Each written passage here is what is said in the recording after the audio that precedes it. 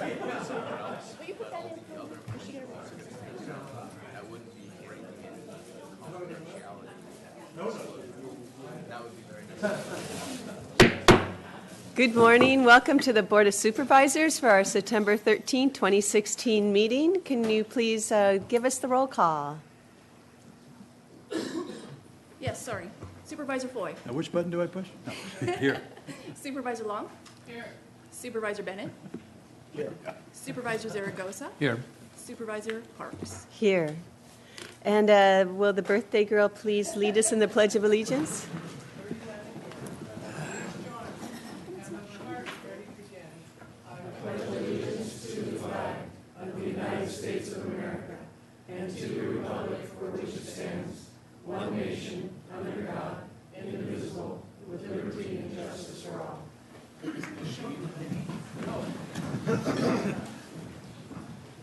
Welcome back, everyone. We've had a nice break, and we're all here and ready to go. And we'll go right to then our item 4, which is our approval of the minutes. Do we have a motion?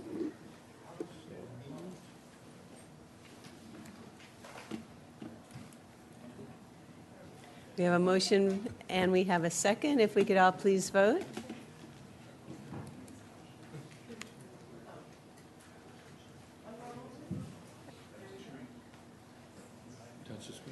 All right. And that motion was approved. We'll assume it was, and we'll move on. It was. Oh, it was unanimous. Good. We'll now go to our CEO for our agenda review. Thank you, Chair Parks. Item 15, GSA, ratification of the purchasing agent's execution of the 12th Amendment to the contract for custodial services. A revised board letter has been submitted. Item 31, Public Works, approval of the Second Amendment to the lease agreement for 570 West Main Street, Santa Paula. A revised board letter has been submitted. Item 48, CEO's Office, approval of the County Executive Officer to sign the contract for 2015 Proposition 84, Integrated Regional Water Management Implementation Grant. A revised board letter and Exhibit 1 have been submitted. Item 49, CEO's Office, public hearing regarding the proposed issuance of multifamily housing revenue bonds. Revised Exhibit 1 has been submitted. Item 50, District Attorney, received and filed the annual report of the Real Estate Fraud Prosecution Program. Request to have Item 50 considered as part of the consent agenda. And Item 52, Healthcare Agency, Ventura County Medical Center authorization for the Healthcare Agency Director to transition 3 fixed-term grant-funded positions into 3 regular full-time equivalent positions. Request to continue to September 20, 2016. That's it. Thank you. Does the board have any changes? If not, a motion to accept the changes that have been submitted by our CEO. We have a motion to accept the changes. We could all please vote.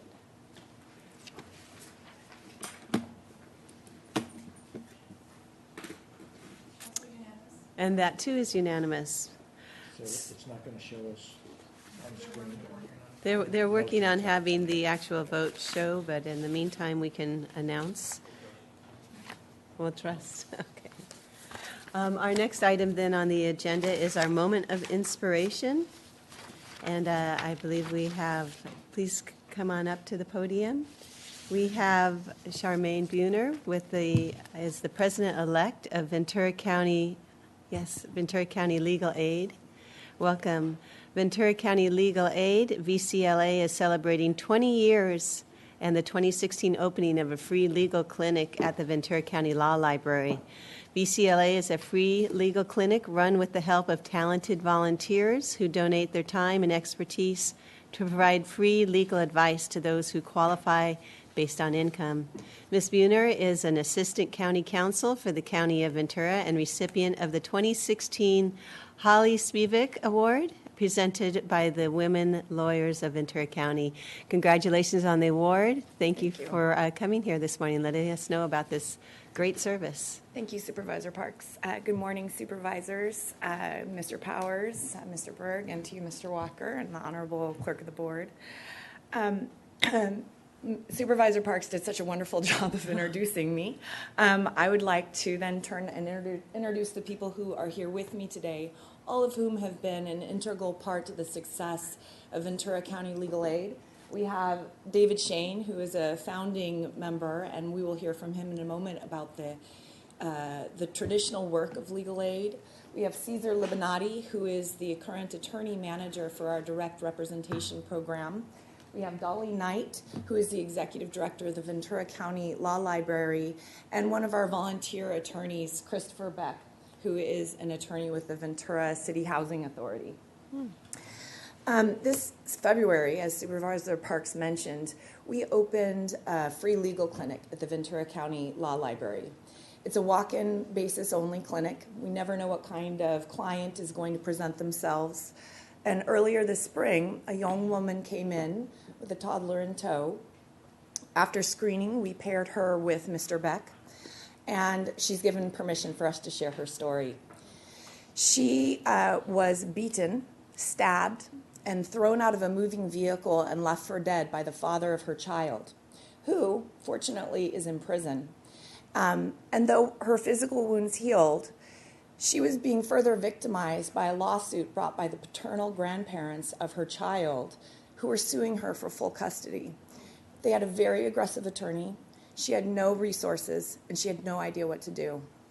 After meeting with Mr. Beck, he agreed to take her case on a pro bono basis. And earlier this summer, he tried the case and was able to secure sole legal custody for her. Now, not all the cases that come in or the issues that are presented to our clinic are as dramatic as the one Mr. Beck tried, but all are critically important to the clients who bring them in. And since we've opened our doors, we've been able to assist 176 clients through the volunteerism of 73 volunteer attorneys and other professionals.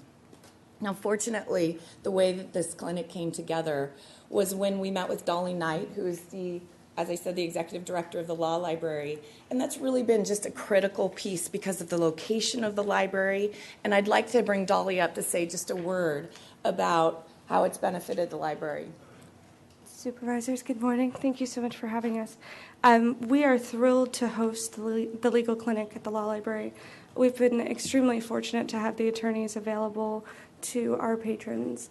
This complex can be a little confusing for people here for the first time, especially people who are navigating issues that they don't have the literacy to understand.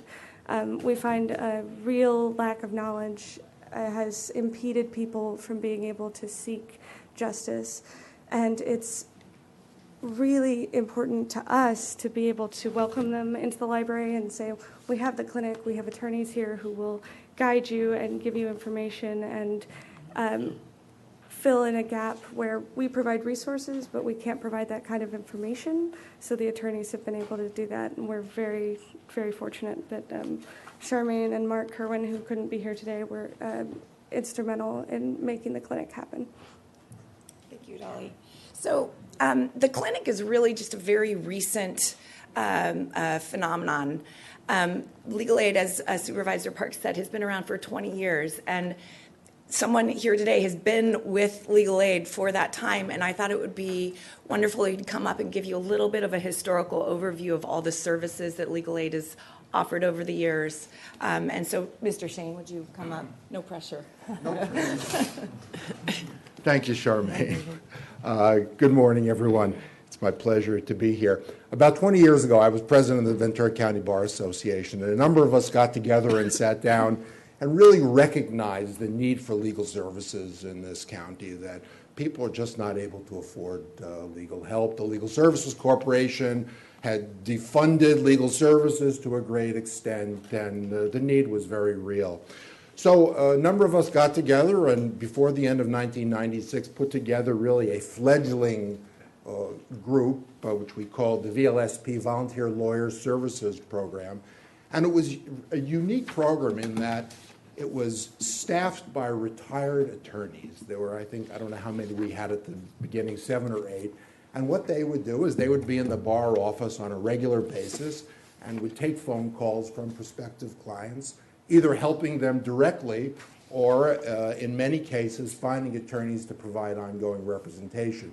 That was the unique aspect of the program. There were and have been programs where people can consult with an attorney, but our program aimed to actually provide ongoing representation.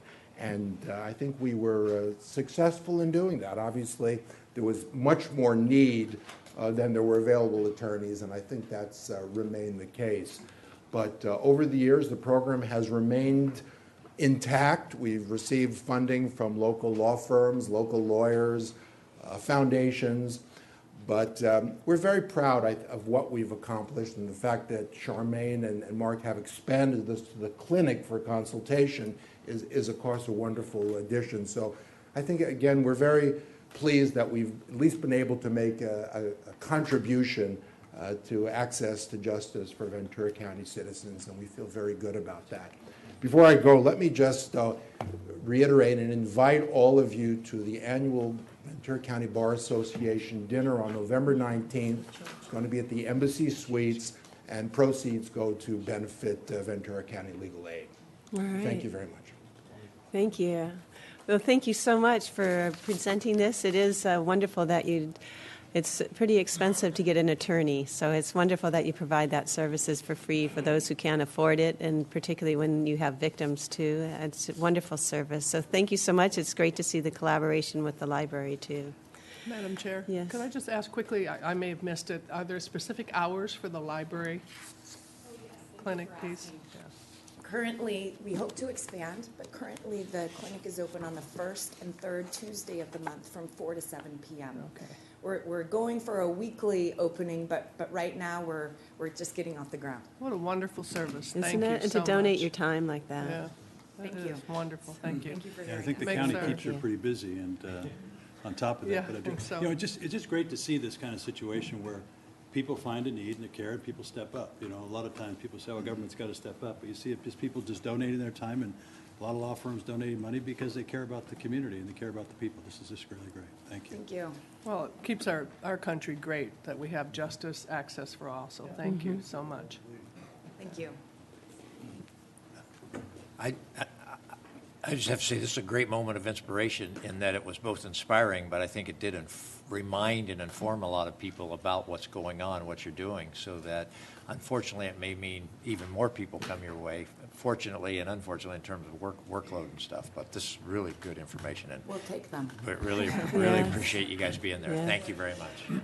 And maybe more attorneys out there will volunteer. There you have it. Charmaine, I want to thank you too. And do you have to have a certain financial abilities to apply or to qualify for legal aid?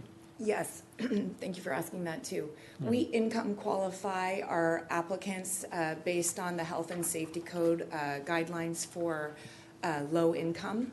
And we hope to eventually, right now we have essentially no budget. So everyone's been doing everything for free. Okay. But hopefully we can seek grants eventually because we've tracked our stats and screened To people. assist more people in? Yes. Well, thank you for the good service. Thank you. All right. Sufficiently inspired. We can move on then to our next agenda item, and this is agenda item 7. This is the consent agenda items 11 through 39, and we've added 50 to that list also. Can I pull a few of these? Sure. Which would you like to pull, Supervisor Foy? How about number 13 and number 21, 23, and 26? 15, 21, 23, 26? 13, 15 and 13. 13, 21, 23, 26. 21, 23, 26. Okay. Which one? 21, you want to do that first? Okay, so some questions or comments on item 21? We have Mr. Filliger here to answer your questions. And this is item 21? 26. 26 first? I'm Yeah, sorry. It doesn't matter to me. Yeah, this one is the, Item 21's with the healthcare agency? yeah, this is with the healthcare agency. In public health? I think it's public health, if anybody's, yeah. This is a program 21.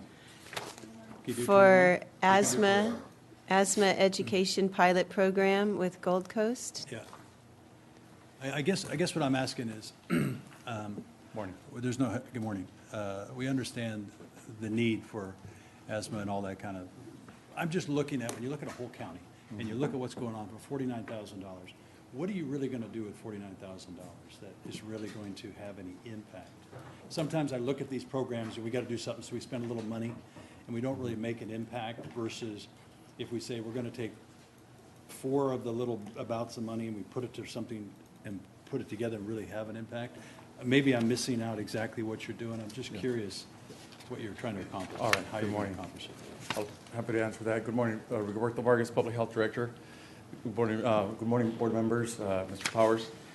Yes, this item before you is for us to develop and implement a pilot project with the Gold Coast. They have reached out to us after seeing the numbers of asthma patients that go into the emergency room and urgent care, and reached out to us for our health education services to really work with the families that have been into the ER for asthma-related illnesses. And so what a health education assistant would do is to do home assessments to find out what triggers are there causing these asthma attacks. And so there'd be that assessment, that education about the risks for those triggers.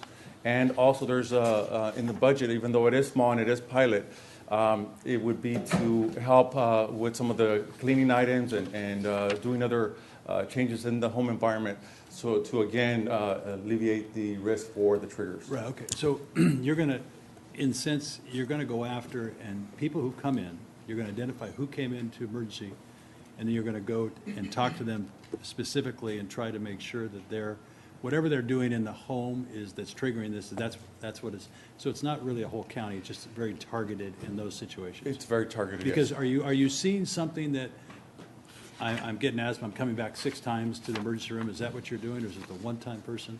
I guess I'm trying to understand, because you want to have I understand where you're trying to go. I mean, some people may not understand that this kind of thing that you have in your home is triggering your kid to have asthma or something. Yeah. So it's patients' referrals identified by the Gold Coast Health Plan. So they've been tracking the data and referring over those that have been in the ER multiple times that are very high risk. There you go. Okay. So that makes more sense in the sense of what you're trying to accomplish. Thank you. I appreciate that. Thank you very much. And since he's here, you also have another public health item, 23, correct? 20, that you pulled out, and that also would be with Rigo? Yeah. Yes. Okay. Mr., you wanted to say something on something else, Kathy? I'm sorry. I just want to say, I think we are doing this in other areas of our healthcare system, Yes. looking at those high Yeah. users and Right. targeting them, and to have a pilot program that can go into the home and say to the parents, removing carpeting, you have a dog or a cat that may be the asthmatic trigger, and those kind of things can be very Which is effective. very effective. I have asthma, it's horrible when you don't know what it is that's triggering it. Yeah. Yeah.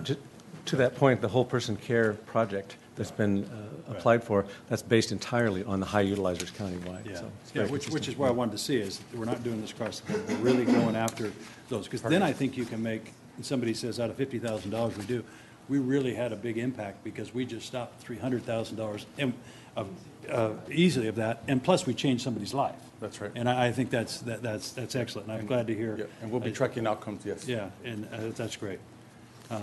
And then on 23, and this is great. I mean, I'm excited to see that you're deleting 13 positions, and that's great. And not that you're firing 13 people. There's just 13 unfilled positions. And a lot of times we just leave a whole bunch of filled positions. But I guess I'm trying to look at this from a standpoint of how long have these been unfilled, and what is your policy in your department? I'm not sure. CEO's office is trying to take a look at these and try to balance, because you could say, I've got an unfilled position, but I'm trying to fill it. It may take me 6 months, or it's really special, 8 months or a year. But 13, is there something going on here that's? Yeah. In our department, we do periodic reviews of our positions and obviously of our budget, and we try to balance that aspect of having positions there for when funding materializes. But these positions, the majority of them have been vacant for a number of years, at least a couple of years. A few of the other positions, we've been able to move people into more appropriately funded, currently funded, but more appropriate classification positions. So We've had, for example, a community services worker underfilling a office assistant position. So now we actually had an office assistant position that had been vacant. We moved that person into that slot, leaving the community services worker position now vacant. So now they're more appropriately in that classification. So it's a variety of reasons, but most of them have been funded for a number of years, unfunded. And we, at this point, don't anticipate having the funding in the near future to fill them. So we're basically cleaning up our classifications, making the appropriate underfills, and eliminating those remaining ones. Okay, that's great. Thanks, Bob. Just to add to that, Supervisor Foy, in terms of vacant positions countywide, the departments as well as our CEO budget analysts work actually very closely on the number of positions each department has, what they might need and so forth, and they analyze that monthly, quarterly, pretty regularly to make sure we're dialing that number in right. So, and we're not having a bunch of excess. Yeah, vacant I think it's positions. excess, but also the other side of it is, there might have been positions out there for years. We as a board don't know that those are out there. Sometimes it's great to get rid of them, then come back and say, because then there's this idea of, what are we going to do? What are you funding? What are you trying to go down the path? We got a grant, and then I think it's better for us to understand what you're doing and why you're doing it. So, I mean, you may say, hey, I got a new grant. I need to come back, and 2 of these positions I had before, I want to bring back. Yep. That's a reasonable thing to come up for. So, Yep. I think it's great that we're doing that. I appreciate, Mr. Powers, you going through and doing that in all those departments. I think it's helpful for us. So, thank you. That's public health, and you also had items 13, 15, and 26. Yeah. You So- want to do 26 real quick? Shall we go ahead to item 26 then? All I had on this whole situation is, I understand Patagonia got the property, and then they're going to tear down the building, right? Or tear down their portion of the building and do it. They're tearing down this building and doing that. Who's picking up this repair? Are we paying for the repair? Are they paying for the repair for this? Keith Filligar, Public Works Real Estate Services. When we sold the property, the 2 buildings were connected, and there was interconnections of utilities and other items. And so the agreement had been, even if Patagonia had retained the building, we were responsible for the disconnection on our side of the wall, and they were responsible for the disconnection on their side of the wall. Once they purchased the property and determined that it wouldn't work for them, that it would actually cost them more money to rehabilitate it so they could use it than when we'd be to replace it, they determined they were going to take it down. So this is our side of the wall, it's our responsibility. Oh, okay, so this is already something that we had done, and, yeah, I just, Not quite to the extent of this, but we understood, well, no one knew until they got in there and did their inspections that they were actually going to take it down. right. And is there something else we're gaining on this, some extra property or extra space or something? I was curious. The 6 feet, right now, we have kind of an alcove, and the property line had been drawn along the inside of the alcove, and what it will do, we'll just draw a straight line along the edge of our property now. And so it'll allow us to replace our fascia that's going to be removed when the 2 buildings are separated. Okay, so there's some improvements, I mean, to what's going on there. Okay, just curious where that was going, since somebody else got a deal and then they decided to do it. I didn't know that you had already had that in your contract to do something if we were doing it, because if they were tearing it down, I would say it's their responsibility to fix it, but I agree. Thank you very much, appreciate that. Okay, now I can go to 13? Sure, 13. Okay.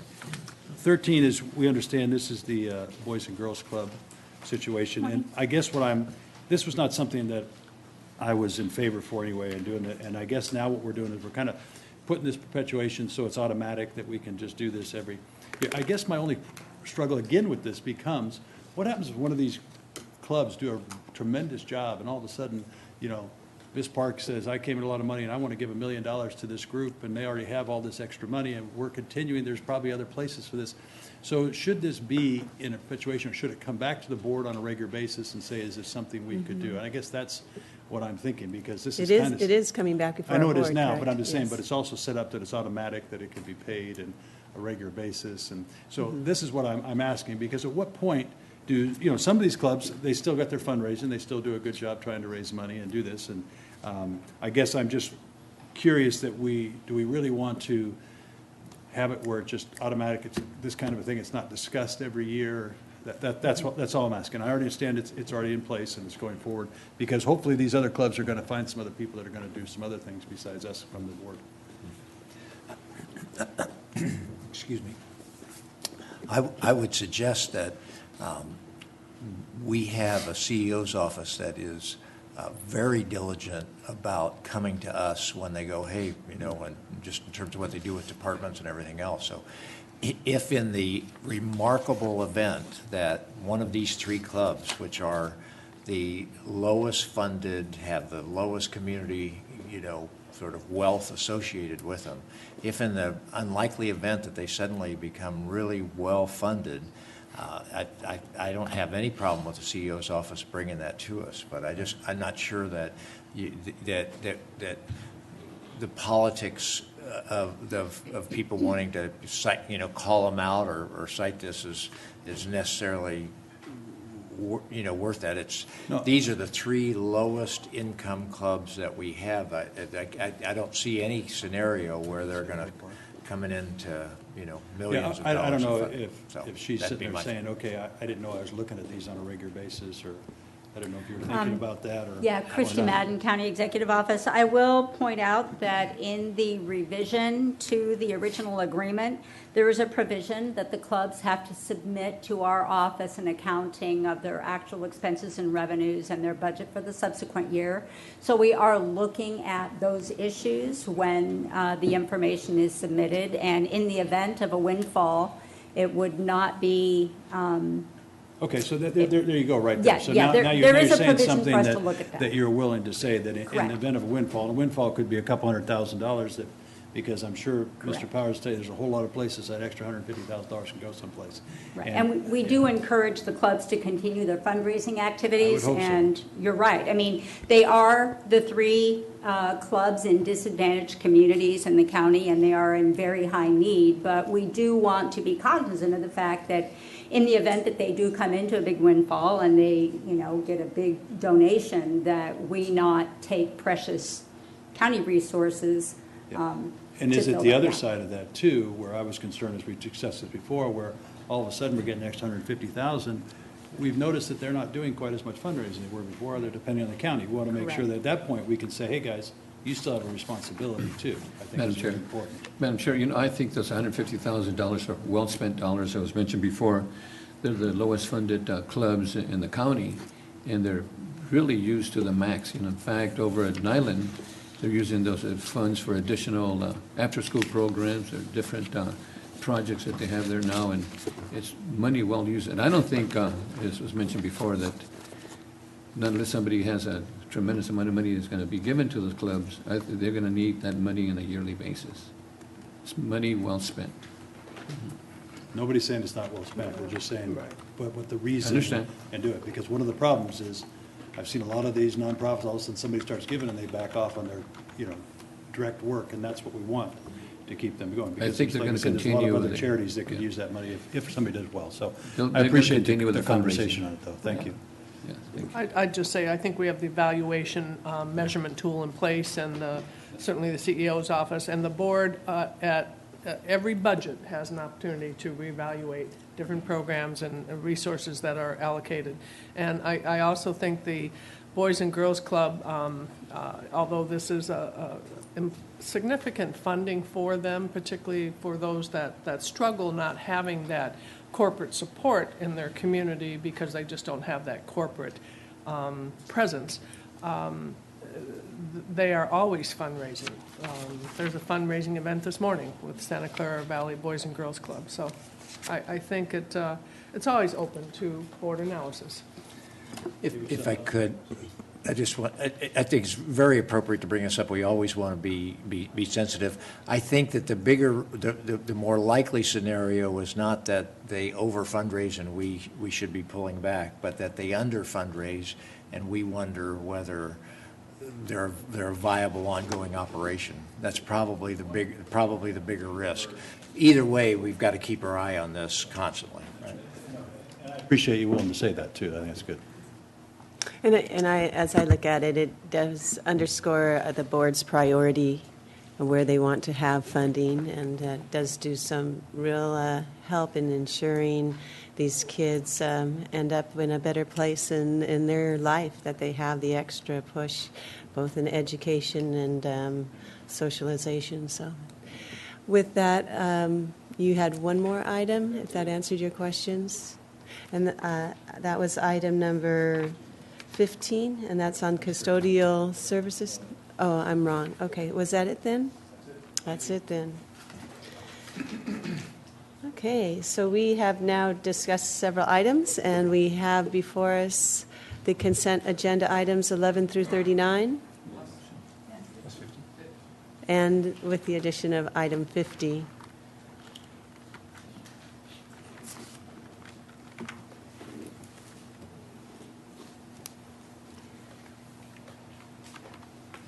All right.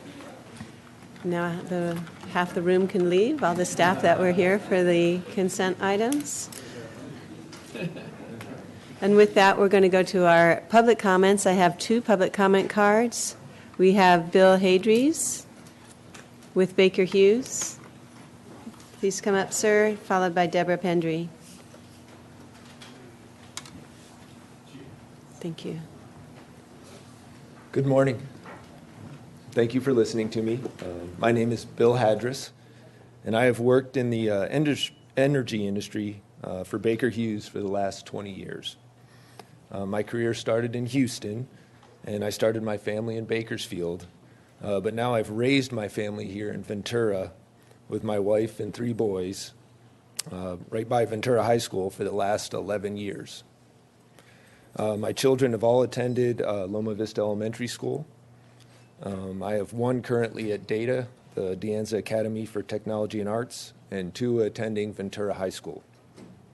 We spend most of our free time enjoying all the county has to offer. We go hiking and camping with the Boy Scouts in the National Forest, the local state parks, and at Camp 3 Falls in the Lockwood Valley. We have been fishing and whale watching in the Santa Barbara Channel. And last year, my 2 youngest sons finally got their scuba diving certification.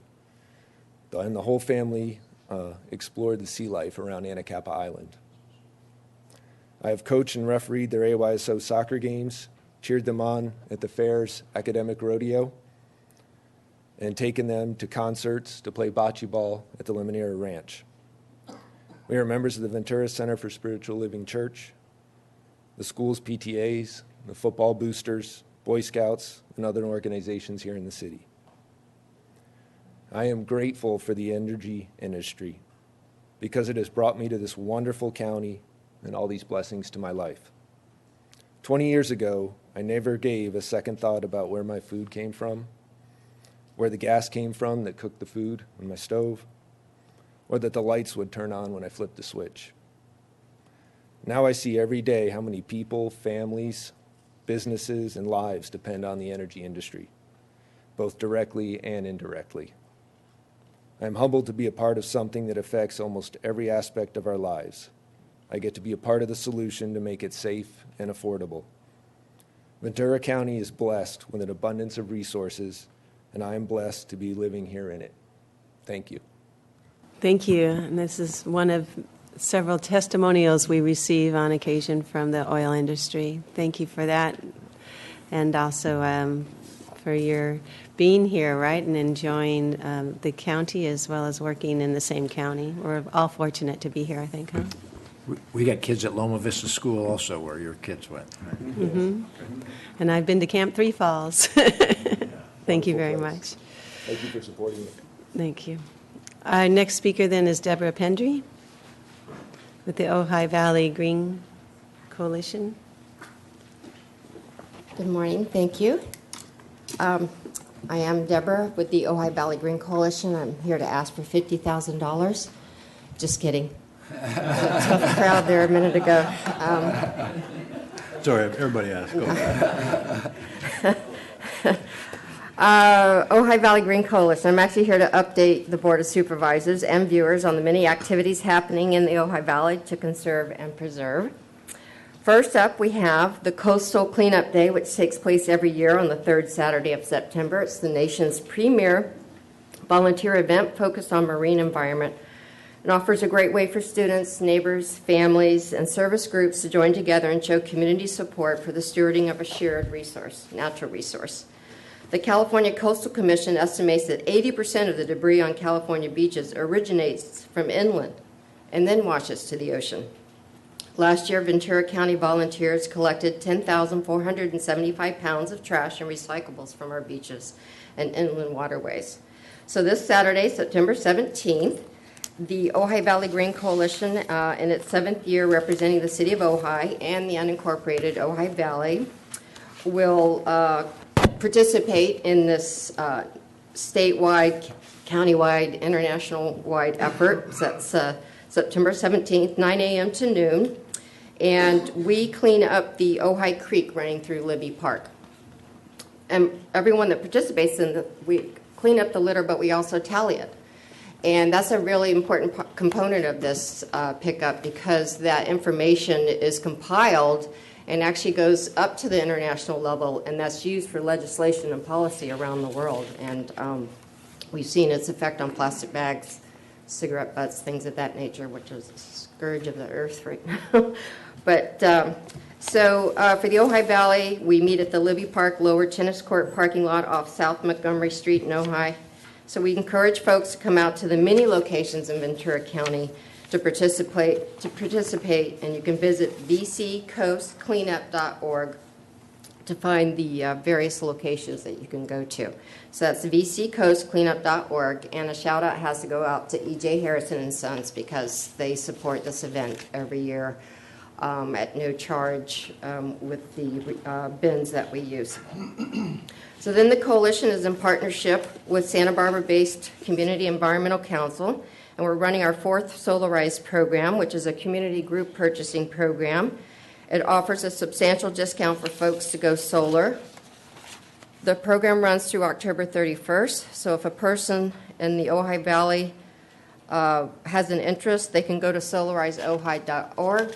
If someone lives in Fillmore or Santa Paula, which we've expanded into that area this year, they can go to solarize126.org to get more information. And we do urge people, if you've been thinking about solar, to think about it now, because there's something called net metering 2.0 going into effect next year, and it will affect the return on investment a little bit and make it a little bit more challenging to go solar. And then finally, the Casitas Municipal Water District is hosting a regional drought summit. That's on Thursday, September 22nd. The summit will include water purveyors from Western Ventura County, a panel of speakers from the Ventura River Watershed Water Districts, and a question and answer segment with the audience. This event starts at 6 p.m. and will be held at the Oakview Park and Resource Center, which is located at 555 Mahoney Avenue in Oakview. They do request an RSVP, and you can do that at casitaswater.org. As you know, the Ojai Valley is in a very precarious position on water supply, and we must come together as a community to live within our water budget. And with 51 seconds, I'm going to turn in the statement card for item 54, but a shout out to Supervisor Bennett's office, talking about the utility pole conversion going to LED technology, but more importantly, in a lot of respects, is the light pollution aspect of it, and that we do need to make sure our LED technology is night sky friendly and not trespassing. Thank you. Can I ask you a question real quick? I appreciate your cleanup of the creek and doing that. One of the things that I've noticed in a lot of the parks, you get a lot of people that use the parks on a weekend, and they do a good job of putting their trash in the trash cans and stuff. Have you gone to the city and said, you know, it'd be great during the weekends if we pick up that trash? Because a lot of times you go to a park and the trash is overrunning because so many people used to try to do it and the wind blows and it starts blowing all those bags, and I'm sure that's what you're picking up out of the creek. And a lot of times I see that, and I'm just wondering if a lot of if there's a push by this, you know, people like yourself, like the cities, can you bring people in to pick this up on a regular basis, add more trash cans for the weekends and stuff? Because I've just seen a lot of that, where people tried to put it away, and, you know, and they're stuffing it down, but it comes out and the wind's blowing and you see all those bags running across and that kind of thing. Because a lot of that is just sometimes, I think, because our parks aren't picking up all the trash on a regular, as soon as they should be, especially, you know, if you know that the weekend's real busy. So I was just curious, you're already doing something, trying to stop it on the front end is what, you know, because a lot of people come to the park, you ask me to put my trash to the trash, or I take it with me, you know, whatever. But those are some of the things I was thinking about. Yeah, especially on holiday weekends, Yeah, exactly. it gets really bad. Exactly. Well, I have to tell you, even once a year, rallying the troops is a challenge, and that does seem like that would be within the purview of the municipality that, covers that park and whatnot. But, I think they're probably getting there as soon as they can, and It's always my thing when I see that, where people say, oh, we're making where people, I see, a lot of people use park trying to do the right thing, put it away, not throw it on the ground and do it. It's just that sometimes we're not out there, and I think sometimes, and they may say, look, we're not open really on the weekends, we come pick it up on Monday, but at some point, if we're really trying to stop, and you guys are out there, you're trying to get all these volunteers to pick it up. The problem, I'm doing it once a year. What happens the day after, and that trash, like you said, is getting to the beach and everything else. It's just, it's one of those things that if we could find a way to make that happen, I see our GSA director out here, he's probably going, don't ask this question. maybe if we enforce the $500 fines for littering, that might help a little bit too. That's what I'm saying, because maybe the people didn't litter in the region, they put it in, but then it got billed, and then all of a sudden the wind blows it out. And that's where I was going with it. Yeah, but I appreciate what you're doing to clean it up. More trash cans and recyclable cans, for sure. Supervisors, if I could, Deborah's been coming for a number of years, kind of giving us an annual update, these nonprofit organizations start oftentimes, and there's a lot of energy when they first start and everything else, and then they lose some of that enthusiasm and stuff. And this organization has been different in the Ojai Valley. It's just consistently keeps focusing on what can we do to take the next step. And that wouldn't happen if it wasn't for Deborah Pendry. She tried to resign, and the organization wouldn't let her. But what she brings is a real positive approach to things. She's not out there banging up. She said, what can we do from a positive standpoint? And so I just want you to know I really appreciate that. The Ojai Valley really benefits from that. Your relationship with this board really, and with all kinds of elected officials is so positive because of your positive approach to trying to get things done. The other thing I want to tell you is we're working with a new computer system this morning, and these things are hooked up, so it's a little bit like the astronauts. They actually monitor our heart rates and our blood pressure, and when you asked for that $50,000, it spiked off the screen here for everybody. So I appreciate the humor at the beginning of this, so thank you very much. That concludes our public comments. Before we go to board comments, I'd like to go to item 58, if Sheriff Dean is still here, so we can have him go back to his offices. Is that good? And that's his, I believe it's with GSA. Good morning, Chair Parks, members of the board, CEO Powers. Matt Carroll with the County Executive Office. Item 58 this morning provides a draft response for your board's approval to 2 grand jury reports, the annual detention facilities and law enforcement issues report, and the exempt employees and administrative leave report. And these are the final grand jury reports you're responding to today. 57. Oh, I'm sorry, I thought you said 58. Yes, 58 is the jail. Oh. And the Public Works Agency. I'm sorry, I can't contain myself. I like it. No burger chef. It's good. I like it. We'll try to remember that so you don't have to repeat yourself. My apologies to the board. Good morning, Chair Parks, board members, CEO Mike Powers. For the record, my name is Chris Cooper. I'm with the Public Works Agency Engineering Services Department. This morning I'm with you today to ask for your approval of 3 items related to the Todd Road Jail Health and Programming Unit. Those are to accept the consultant's contract for services to help do the schematic design and the criteria documents to hire the design build group. The second item, excuse me, I'm kind of out of breath. The second item is for us to get your blessing for using design bid for this, our design build. And the last item is approve a policy item that is required by public contract code. For background on this project, your board is providing great support for this project for for the sheriff. Back in May of 2016, your board approved the conditional award of $55 million for our state grant to construct this project. And then in July, your board came back and set aside 10% to match this project. The total project is estimated at roughly $61 million. And of that, the state will be providing $55 million. Excuse me. Since May, Public Works has gone about asking for requests for proposals from 13 architectural firms. And of those 13, the county team of the Sheriff's Department of Public Works interviewed 4 of those firms. And from those 4, DLR Group of Los Angeles stood out as the #1 firm. Prior to us asking for proposals from the consultants, the county team made the decision to go to design build method rather than the traditional design bid build.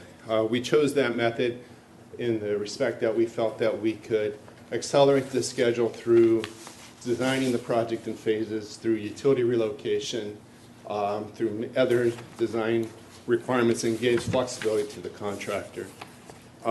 Also, we feel that we're deferring some of the risk associated with design discrepancies to the contractor. It's more of a collaborative method, and we felt it would be working well with this project.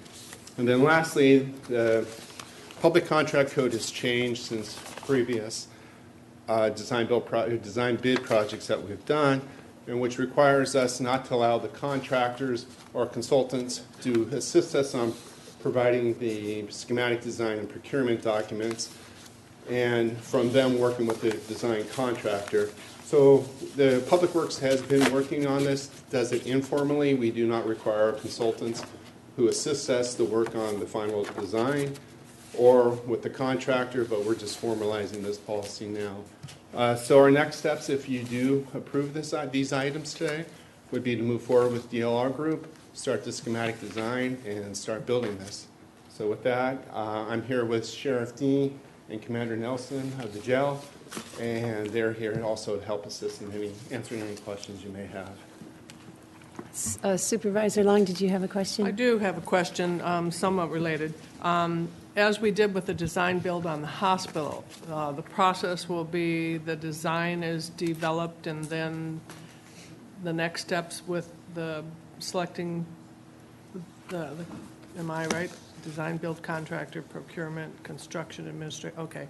Yes, you're exactly right, Supervisor. It's the same method we used with the jail project, where we selected RGG Group for the hospital project, and from there we developed the schematic designs and the criteria documents for performance of the hospital, and went out and reached out to various contractors with an RFQ, RFP for them to bid upon that document, which is the same process we're using here with DLR Group. Okay, and that may be too many steps out to answer this question, but in that process, we also had to put money on the table for the competitors to be able to give them a stipend, in essence, not a stipend, but an offering for their efforts in bidding and putting forward the construction piece. Correct. I believe on the hospital project, we offered $300,000 was, I think, the offer we had for each of the firms that didn't receive the contract because of the effort that they put in, even though they spent probably on order of close to $1 million preparing us the documents for the RFP. Right. We're considering that for this too. We feel in all of our discussions with the consultants we interviewed that is it's a proper thing to do. It's the trend of design build to do that. We won't be at $300,000. It'll be lower than that. I think significant. It's a smaller project, but we will be coming back to your board if required, if it doesn't fall within the Public Works agency. That has served us very well with our replacement project, but Mr. CEO, you had a comment on it? And just to add to that, I believe also we'll get to keep their plans too. Correct. So to the extent the other bidders have good plans and good ideas, we get the advantage of those as well, So just like we did with the hospital. We can take pieces of it if we need to. I have another question, and maybe it's more to the sheriff.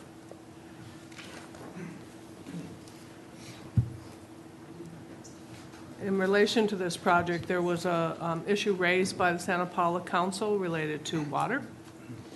Tell Yes. where we are on that? Yeah, Jeff Dean, Sheriff, and Jeff Pratt, our Public Works Director, met with them, or talked to them on several occasions, and pointed out that there's more than adequate water to handle. In fact, we are well under their will serve written agreement from years ago when we first built Todd Road, so water will not be an issue. And Santa Paula Council's aware of that, and they're good with I it, as far as you believe, know? and Mr. Pratt could probably answer, I know their city manager, is he here? No, I believe their city manager is well aware of it, because that's who he was talking to. I'm not sure if their city manager passed it on to the council or not. Okay, thank you. Yeah, to add to that, Supervisor Long, Jeff Pratt did meet with the Public Works Director of Santa Paula, and we showed that we have rights to 204 acre feet. We're using significantly less than that, I believe around the order of 62 acre feet, 62 acre feet.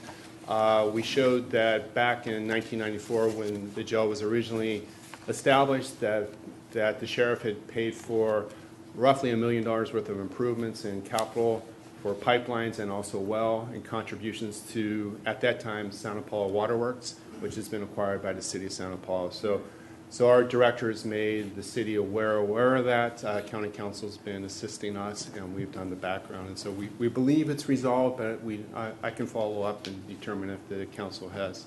Thank you. Madam Chair, I believe, and it was said, that design build worked great at the hospital. We're ahead in our project and so forth. The question I have, and maybe to you or to the sheriff, at that time we used local workers. Are we looking at that again? It's important that we put our local workers to work on that project. Absolutely. I think that's been one of the great success of the hospital. I think as of now, we have roughly 47% of the workers that have been local, Ventura County. Fantastic. In the new legislation, there's requirements now to establish various levels of that. So we'll be looking into that. We've asked DLR Group as part of our proposal or negotiations also to look into that, because I think that is a success for us. Very good, because I think it's important that we put our local workers to work here in Ventura County, and that's a great project, and I think it's great, Sheriff. Let me, if I could ask, like Supervisor said, we worked out pretty well with our hospital. That's right. Design build, and DRL, not knowing who they are, and you had probably it's a nice project to do, and there's probably a lot of people that wanted to bid on that. So what was the thing that put them over the top for you, the DRL group? Personally speaking, I think they brought in their architect, their lead architect involved with the group, brought in ideas that stood out for meeting the needs of the mentally ill and medical, bringing in different types of designs. We had done a feasibility study early on in early 2000s, 2007, I believe, and they took that project and they remolded to something they felt would deliver something better for the sheriff and his staff to develop the programs better, to assist the clients, as I think we refer to them as there. And so I think that stood out more than the other consultants that came in. Yeah. I just add to that. One of the things I really liked about them, and they've done it, they're doing it. That's what I was going to ask. One of the nightmares is it's state bond money. So you have to go through this arduous, really challenging process with the state bond people, with the state fire marshal, no offense, Marky. And they understand the process, and they've gotten through it. And if we can reduce the time this takes us by just 6 months, the financial savings is really, really significant. No, I appreciate you asking, because that was going to be my next. If they've done this and done what you wanted, which is great. They've done it in the state, under the current administration, with the current bureaucracy throughout the state. That's great, yeah. And I agree, this is the way to speed this whole project up, Otherwise, we'd spend an extra year or two doing it. Thank you. Madam Chair, so the timeline between the design, build, and so forth, what are we talking about, time-wise? Our goal is to complete this before the end of 2019. Like Sheriff Dean mentioned, the state fire marshal and the state reviews these project plans, and so that is going to be the difficult process of getting through their system. Through that timeline. Yes. Thank you. I think it's interesting that they have experience with mental health hospitals. Is that correct? Mm-hmm. Because I would imagine it's not just your normal jail that we're doing here, that there's going to be some aspects related to the clientele, if you will. So I think that's good to have some of that experience. And also, will there be any, I guess, stakeholder involvement? Are you going to be having any input other than just a construction aspect? Yeah, we actually just had a kickoff meeting last week, and I don't know, there must have been 40 or 50 people there, including the public health, mental health, everyone, and they're all part of the process because we have actually reached out to a nonprofit group at Pepperdine that has built facilities for those with mental illness and medical issues around the country, and they're going to give us someone for free to sit, and some really creative ideas, not only on how do you cuddle the wall, how do you pipe in certain types of music, how we can change the temperature. Can you actually change the aroma of infusing that tends to calm people down? So there's a whole long list of people that are involved here. The construction part is just one little element of what we're doing. I appreciate that, because unfortunately we find that some 70% of our people with severe mental illness are people that are in jail.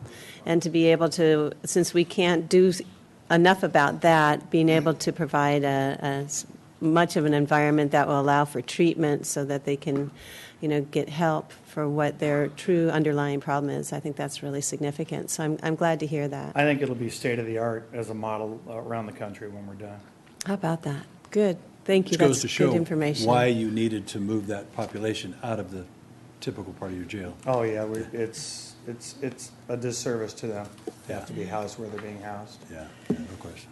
Thank you, Supervisor Bennett. Just want to say, when we're getting $55 million on a $61 million project, somebody's doing a lot of things right. That's your department, CEO's office, everybody else, but the citizens of Ventura County really benefited from us being so prepared that we got the grant when San Francisco backed out, and we were able to just be right there and snap that all up. But it's a huge percentage help, from the state to address our needs. So congratulations to everybody in your department. If you'll pass it on, I appreciate it. We got a great team, Public Works, everybody. Thank you. Thank you. Good point. Okay, so now we have the option to approve this or not. We have a motion and a second. If we could all vote. And I just noticed we have this vote button. Are we supposed to do something with that? We can push the vote button, then what happens? Okay. And look at that. It's unanimous. Thank you. Thank you for the presentation. Generally, we go to board comments. And I know Supervisor Long, in part of her board comments, I think you wanted to have a report from our fire chief. Yes, thank you, Madam Chair. There he is, talking to the sheriff. Chief Lorenzen.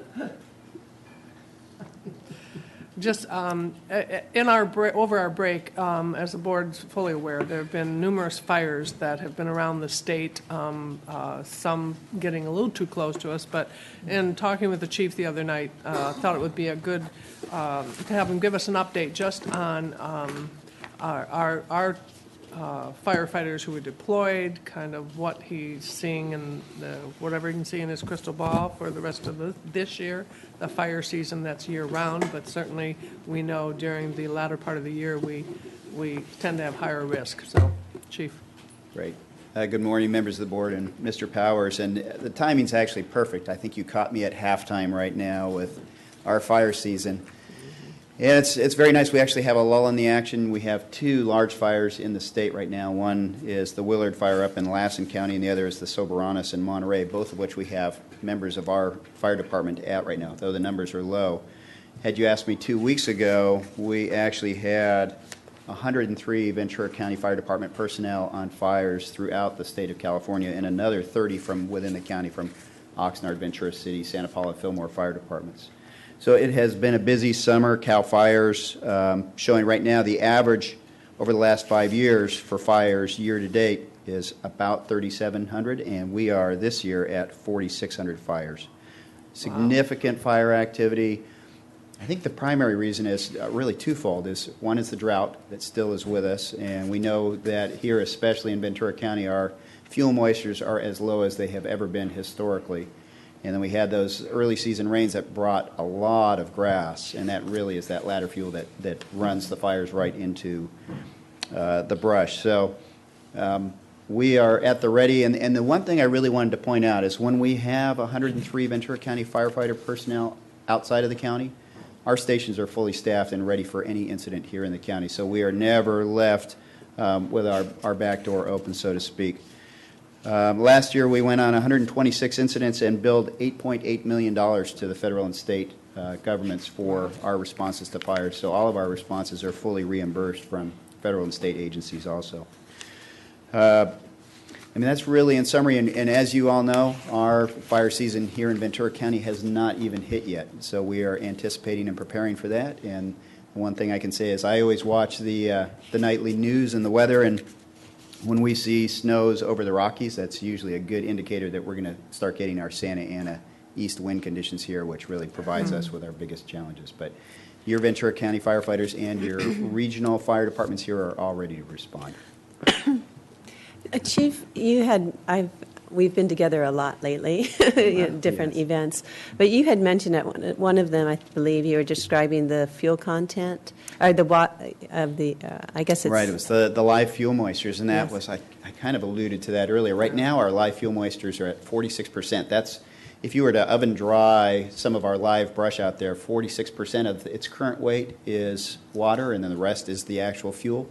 Typically, right now, that number should be up about 64%, and critical numbers are 60%. And botanists say that when that number reaches 40%, it is irreversible, and the plants cannot sustain further growth. And that's really what we're worried about, is that the brush on our hillsides will reach that 40% level and then just plain and simple won't recover, and we will be faced with chaparral-covered hills that are really just dead.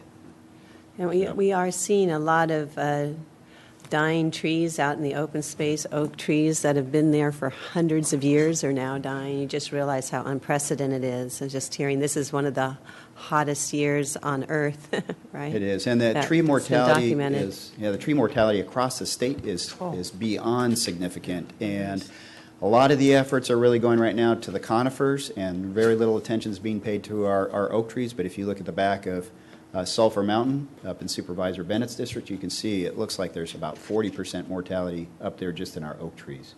So very, very dangerous, very critical conditions. Yeah, it's also very sad. I was backpacking up in the Sierras to see, just going in there, the tremendous amount of dead pines, as you were saying. Yes. And I think I heard in the news they're forecasting Santa Ana winds for the weekend. I haven't heard that, but I wouldn't be surprised. Yes. Yeah, so that's what they're looking at. So. Well, be safe out there, and Thank you so much of it is weather dependent. And another one of our partners is our Red Cross. And talking with Jim McGee, they've had as many as 12 to 14 shelters open at the same time through these fires. And certainly they operate on a lot of community support, and just a shout out to continue to support the Red Cross too, as they really help those folks impacted by these fires. Absolutely, that partnership is very, very important. And a thank you to our firefighters who are willing to go out of our county to serve. It's obvious that mutual aid comes back to us many times. It does. Thank you. Thank you for your support. Thank you for the report. I know this was part of your board comment, but we have a few staff in the audience that I thought maybe we'll go back to look at our regular agenda, and we can hold our rest of our board comments to the end. So I would ask that we go to the first regular agenda item, which would be item 51. Is that correct? And that's, again, with the Fire Protection District.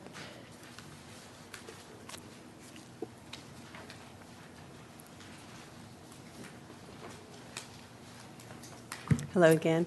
Supervisor Parks, thank you, especially for moving this regular agenda item up. For the record, Mark Lorenzen, County Fire Chief of Ventura County Fire Department. Members of the board, Mr. Powers, before you today is a request to actually take it's a current program that we have, our cadet program, and actually expand it into an Explorer program that will expand our opportunities for outreach and for developing young leaders and community minded youth and expose them to the fire service and community service and leadership.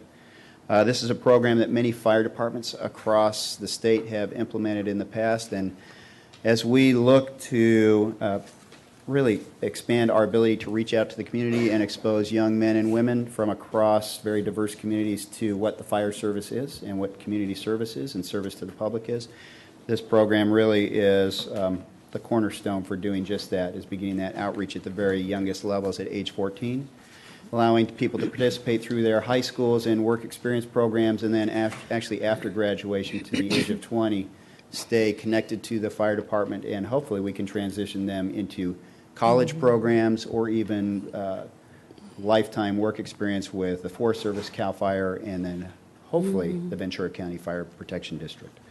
With that, we are asking for your approval to authorize for us to administer the program and also for us to transfer a nominal amount of money into our budget to actually fund the program for some additional overtime costs.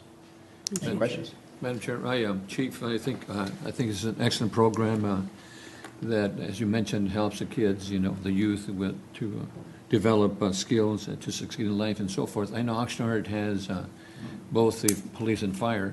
The question I have is this going to be restricted just to county residents, or is there? No, absolutely. Well, when you say county, those served by the County Fire Protection District, no. We will allow people to participate from anywhere within the county jurisdiction. Within the county. So it could be Oxnard, it could be Ventura City, it could be Fillmore or Santa Paula, those areas where we don't currently serve, but where there may be interest, yes, absolutely. It's an excellent program. Like I said, Oxnard Fire and Police have the Explorer program, and they help in directing traffic and helping with all kinds of events that really help, and also learn the responsibility of a firefighter or a police officer. It's an excellent program. Thank you. Mm-hmm. Chief, I have a question. Yes. I know we're always trying to make sure that we reflect the diversity of our county in our hiring practices and stuff, and it's been a challenge in some places in terms where you have competitive situations. In this Explorer program, what is the level of the commitment to making sure that the Explorer program population that is being served is going to reflect the makeup of our community? Well, both males, females, exactly. Our and first ethnic diversity. Well, let me just say we have been and probably will continue to be challenged in having a workforce that really reflects our female population, and we struggle. All fire agencies struggle with that. But our first two locations for Explorer Posts, well, one will be in the east end of Simi Valley. The other will be in the Camarillo Plains for us to be able to have basically the diversity of those two communities there. Through the school programs and our outreach with them, the reality is that we will be working with the schools to ensure that the makeup of this class is reflective of the communities we serve. I mean, that's just in general going to be through the demographics at the schools that these two Explorer Posts are going to be serving. Beyond that, it's we actually, for the Ventura County Fire Department, surprisingly, have been doing very well in having a workforce that's reflective of our communities that we serve. And we have a number of volunteers and mentors on there that are also reflective of that diversity. Are we, because the Oxnard Fire Department runs their own, is it unlikely that we would have a program associated with the Oxnard Unified School District in any way? Will we have one, I'm sorry, could you? Associated with Oxnard schools in any way? Is that unlikely because of Yeah, Oxnard it's not likely that we would go into, but on the periphery, we may very well. Yeah, we may have folks. My guess is that those that are in Port Hueneme, where we have a county fire station, they already probably participate in the Oxnard Explorer Group program. I just know we continue to be challenged to try to meet that ethnic diversity issue. Yes. And certainly this Fire Explorer program could be a long-term way to introduce a greater mix of people into that. And I know we want to try to do that, but I just want to make sure we have a really strong commitment. Sure. Can we get reports in terms of Absolutely. what the makeup is? Yeah, we'd be more than happy to provide those reports. And this, we're really looking at it as an opportunity. As I said, our biggest challenge in the fire service is finding young women that are interested in a career in the fire service. And so we're surmising that the earlier we can expose them to these opportunities and actually plant that seed, the more likely it is that these women will pursue that over the course of their high school and college careers. Right now, we have some significant outreach programs in the women's college athletic programs at some of our local universities. But oftentimes, it's their first opportunity to really consider a career in the fire service. So what we're really trying to do is plant that seed early on and empower young women to think that, yes, I can actually be, whether it be a Ventura County or Oxnard or Santa Paula firefighter. And certainly, I think the thought of reaching out to female athletes, in the high schools is really a great way to try to find those females that could potentially, meet the physical requirement. So I'd like to add to this just a motion that the fire department, report to the board. It doesn't have to be officially at the board, but we get an annual report on the diversity of the Explorer program. Thank you. Madam Chair, just to add to the supervisors, Chief, I know Oxnard, I mentioned Oxnard again, the Explorers, police and fire. They do have, I think it's about 50-50 female and male participants, the youth, just for information. You probably know that. That's great, yes. Yeah. Thank you. Chief, how many kids are you talking about here? How many people can participate? As far as the actual numbers, Yeah, how many initially, can- I believe the post probably is going to be somewhere in the neighborhood of 100 per post, and we're really? going to expand the program. So it's That's really great. going to start stair-stepping it. That's wonderful. So That's good. initially, we're starting out with the 2 posts, and then we'll expand the posts across the county as necessary. That's great. That's great. Good. I have a couple of questions, too. Sure. If I can get my voice. The cadet program is a great program, too. Are you looking at changing that into the Explorer program instead? This will end up being, our cadet program will morph into our Explorer program. Those Okay. that are getting, they will still be eligible for the work experience credit that they get through their high schools currently. And they will also have the opportunity, and that's been one of the challenges with our cadet program, is it is basically limited to a year and maybe 2, and now this expands it and allows people to be involved in the program for up to 6 years. Okay, and it also is getting them a lot younger. I think the cadet program is usually It's junior or usually- senior year in high Exactly. school, and I know my son was fortunate enough to go through it, and the character that it instills in the young, the youth, as well as you were saying, the responsibility, it just is a wonderful experience, and I'm really glad that we'll be able to open it up to more. I had another son that was in the Sheriff's Explorer program, and Supervisor Bennett, he was definitely a minority, being a white. So I was glad to see that there is a lot of ethnic diversity in the program. So I look forward to that too. As far as women go, I do also agree that it's wonderful to consider the fact, as a young woman, that you could become a firefighter. And I know I was talking to Supervisor Long.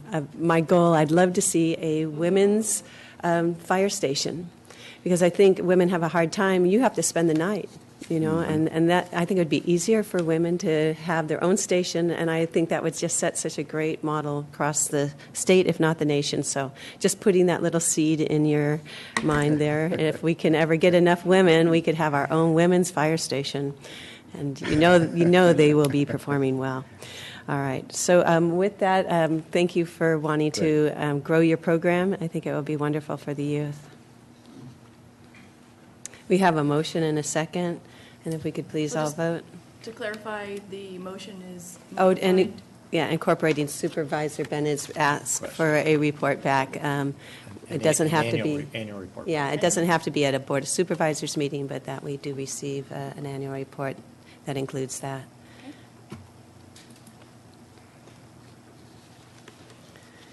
Great, and that passes too. Terrific. Thank you for your support. And again, a little bit of jumping around to keep our clerk busy and hopping. And I'm going to go briefly to the beginning of the CEO's report. And then after this, just one item, and then we'll go back to our regular agenda if we have time. Can you do Yes. the slide? Great. Thank you, Chair Parks, board members. Just want to take a moment here and recognize during the break, an awful lot of work went on in your boardroom, in the public's boardroom here. Some of it I think you can see right up there on the screen. So the screens are larger and clearer and have been adjusted because we really wanted, for the public's purpose especially, for everybody in the room to be able to see what your board is saying and what the staff is seeing. And so the new screens, but also the new audio-visual equipment, and upstairs in the control room, it's like the Starship Enterprise up there. But it's just amazing, all the technology upgrades, high definition, so that the public can really see what we're seeing here. And I wanted to recognize the people who worked on this project from GSA, Paul Young, Glenn Hemme, Mike Sterling. Of course, you can see Digital Systems, Ethan Edmonds, Jim Savo, Larry Villa.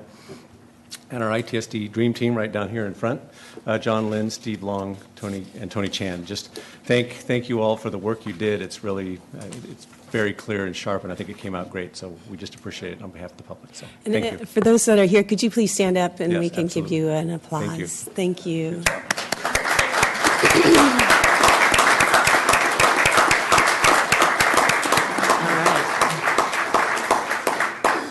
That's wonderful. I know oftentimes we'll have people wanting to have better visuals and the screens, the larger screens help, and this also at our dais as we become more familiar with how to use it. We'll appreciate it even more. All right.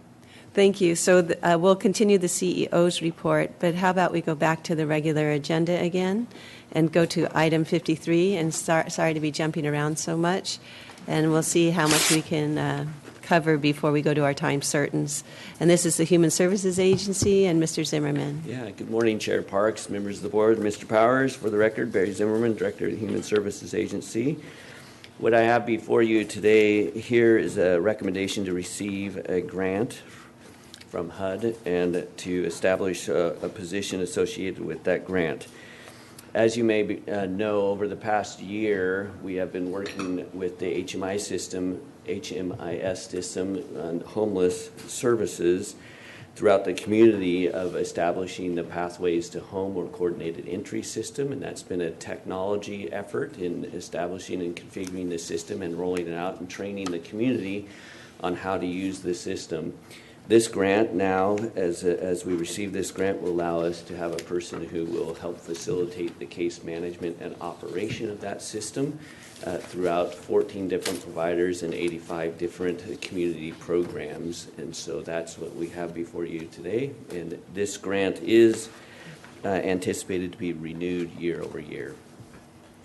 Thank you. Are there any questions on this, So when you Supervisor? say anticipated to be renewed, why are we doing a regular full-time person here on this? I'm trying to look at what you said, establish a... Yeah, it's a regular full-time position. Full-time, why wouldn't this be temporary, see if this is going to be renewed? Well, the commitment from HUD is to renew it year by year, but I can't say for sure 100% that it will be. The anticipation is for them to roll it into our annual allocation is what the best indication we have at that time from our grant representative. So you're establishing a person, isn't there anybody else in your department out of lots of people there that could do this and move somebody into this kind of a thing instead of establishing?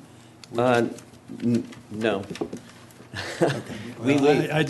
Okay. I would, well, I'm just going to explain that, you know, this area in homeless services is fairly small. We do have commitments in our other organization to transition folks over, would leave programs left vacant at this point in time. And I'd just like to say, this is, this HMIS has been instrumental in the county bringing together all of the cities and the providers to homelessness to really have a stronger database that helps our nonprofits and helps our programming as we go after additional funding wherever it's available, and HUD obviously is a significant part of this. I think the expertise that was brought to this management of HMIS is just that, an expertise, and to be able to have a position that is dedicated to that, because you are talking about nonprofits from every sector of our county, every city, and those who are really working with us to help the homeless. So I think it's a money well spent, good investment. Mr. Powers? Just to reinforce that, the whole approach to the continuum of care process and coordinating, you know, single entry to housing, and what Barry said, 14 agencies and 82 different programs. That's a lot. this a lot. And this person, only one person, I mean, you could see, that's going to be a busy person. And I think it is essential. So. Thank you. Any other comments? Okay, do we have a motion then? We do. Supervisor Long in a second. Supervisor Bennett, if we could please vote. I'm not going to support this, and not in the sense I don't support what you're doing. I'm just supporting. I think there's the idea to take one of your people that you have and divide some other jobs around that you could do that. We don't need to keep hiring people. I think within 1,000 people in an organization, you could find a little bit to do it. But I do agree that you could put one person here to do this. So thanks. No, appreciate the comments, Supervisor. Okay, so the vote then instead of 5-0 is 4-1. I know we just lauded the folks that helped put together this new addition to our boardroom, and this is something that we can see here as board members, but I've also got a report that the Board of Supervisors meeting is now really super clear on the internet too, so that's a nice benefit for people who are watching on the internet. We're even more transparent, right? Okay. All right, so it is 10 a.m., so let's go ahead and go to our 10 a.m. time certains. Are we all good with that? I'll take that silence as a yes. Okay, our first 10 a.m. time certain, and I see folks here from Food Share, and this is Hunger Action Month, so please come on down. I know we have Joe Schrader with the chair of the board, and Bonnie Atmore, the president and CEO of Food Share, along with Ann Thill, the community outreach coordinator for Food Share, volunteer agency partners, and community supporters. Welcome. I know we were told to bring our plates too, right? Did you bring your plates? I have the coolest plate. All right, she brought hers, and I just, okay. We have for our harvest.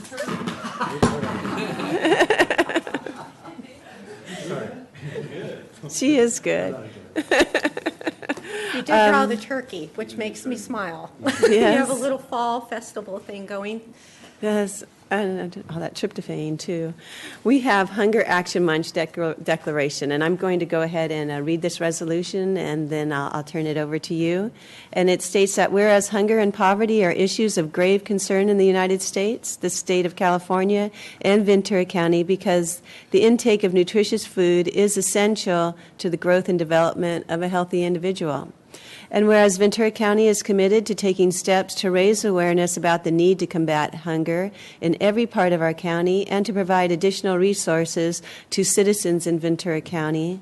And whereas established in 1983, Food Share has been a vital asset in combating hunger and poverty as a nonprofit organization with the mission to feed, nourish, and educate Ventura County's hungry, educate the community on those who are hungry and why, and advocate for a reduction in the root causes of hunger. And whereas Food Share and its dedicated partner agencies, including Ventura County, work in collaborative effort to effectively distribute over 12 million pounds of healthy food to those in need, 12 million pounds of food, to have healthy food to those in need every year through Food Share programs such as the Senior Share Brown Bag Program, the Kids Farmers Market, Food Share Warehouse, and through its many partnering agencies. Whereas the agriculture community of Ventura County has been critical in supporting the continued efforts to feed the hungry by maintaining a leadership role in providing much-needed produce and protein to the hungry, and also the residents for gleaning their backyard fruit, too. Now, therefore, be it resolved that the Board of Supervisors does hereby take great pleasure in proclaiming September 2016 as Hunger Action Month in Ventura County and further recognizes and supports the important role Food Share and its many partner agencies play in providing food and nourishment to those in need. And thank you. I just want to say thank you, obviously, to the leadership, but to all the volunteers, too, that work to help make sure that our hungry can get food. So I'll come down there and present it to you, and if you'd please, go ahead and let us hear from you, too. Thank you, Supervisor Parks, as our chair, and to all of our County Board of Supervisors, and of course to our County Executive Officer, Mr. Powers, and your team and staff. We have worked together. Food Share was established in 1983, and since our doors opened, the County of Ventura, your constituency, not just your residents, but all of your staff that help us do what we do each and every day, has allowed us to now provide over 10 million meals. And before you come down to present and we take our photos, the whole reason that we are so grateful that you have invited us back each year is that the story is in flux and it continues to change. And nationally, here through our Feeding America network partners, we are reminded there are 49 million food insecure friends and families across the United States. Here in Ventura County, we truly believe that together we can work to solve hunger. As we fast forward today, our chairman of the board, Joe Schrader, is going to share a couple of new statistics for you as we come and visit each year to let you know what you're helping to impact and work on. But I wanted to just take a moment to acknowledge Ann Thill is new to our Food Share family and team. We understand, and we heard directly from the friends that we serve, that we want more of a voice. And how do we become an advocate to help work and solve this hunger? Not just one group, but all of us together. And so we are more than thrilled that Ann has rallied our volunteers, our staff, our board of directors, all of our partner agencies, and all of the team that you see here today that are standing against the wall. They are our team members who come in each and every day committed to our mission, as well as our board of directors. And Ann, if you'll take just a moment to talk about this quilt, because our County Board of Supervisors had a big part in helping us do their own outreach and advocacy. Thank you. So thank you for having us today. And I wanted to thank all of you, each one of you, and your staff members. Each one of you are on the quilt. And it was a fun labor of love putting it together and reading all the different messages. But we've asked supervisors, we've asked volunteers, staff members, and friends of Food Share to write a message on the plate about hunger, and we assembled it together in a quilt that we brought here today to present to you. We all go down there? That would be lovely. Okay, And if we let's can do give that. Ann and all the group of volunteers and staff, they have been working tirelessly for months in preparation of today. A round of applause. We'd really appreciate it. Joe, do you want to share some quick stats? Important stats. Yeah. The most important stat probably is happy birthday, Kathy. You're wearing that hat really well. That is really cool. I have good news for you that in the last 5.5 years, Food Share has been able to go from 7.5 million pounds of food delivered in the county to 12.5 million, which is fabulous. That couldn't happen without you. It couldn't happen without the volunteers. We have over 500 volunteers, and we now have 200 agency partners, which are pantries and delivery points throughout the county. That's almost double in the last 5.5 years. So the success is fabulous, and I'd love to tell you that we're really overcoming this issue, but we're not. Unfortunately, we still have 1 in 6 people in the county that are food insecure, that are going without a couple meals every week. We're not going to give up. We're going to keep working on it. But with your help and with the help of our agency partners and our volunteers, we're going to keep attacking it. And thank you very much. And one of the biggest problems I had was trying to find an orange tie. Mike, I almost tried to call you to see if you had one. So, but I found one in the back. But if we all keep our purpose constant, we can do more and we can do better in this county. Thank you. If I could ask, how many meals a day are you feeding now? Do you have an idea? Well, we feed how many people a day, or how many 75,000 a month. 75,000 people a month. Wow. And what was it 5 years ago? We were 5 years ago. We were at about 55,000. Miss Kathy, remember, she was with us 8 years ago when the recession hit, and she wrote that great op-ed piece. And at that point, remember, it was 44,000. And When you think about over 1 million meals are served every month, it gives you an idea of the need out there. And let us not forget that 90% of who we serve really do look like you and I. They are employed, they are contributing, they are valuable community friends who are doing all that they can, but they just get caught this short. Madam Chair, Joe and Bonnie, I want to thank Ann. You know, she's doing an excellent job. She told me to do this. She's been in my office, how many times, Ann? She says, Supervisors Zerga, 1 in 6 need food, you know, and I think she's an excellent PR person, and I want to thank all the staff people that are working here. It's really important that we feed our community. And I told I was going to do this for you. Thank you so much for your good work. Yes. Good PR person. Yeah, and the county support of CalFresh is just fabulous. Yes. Look, this doesn't happen, and the success of FoodShare doesn't happen without you.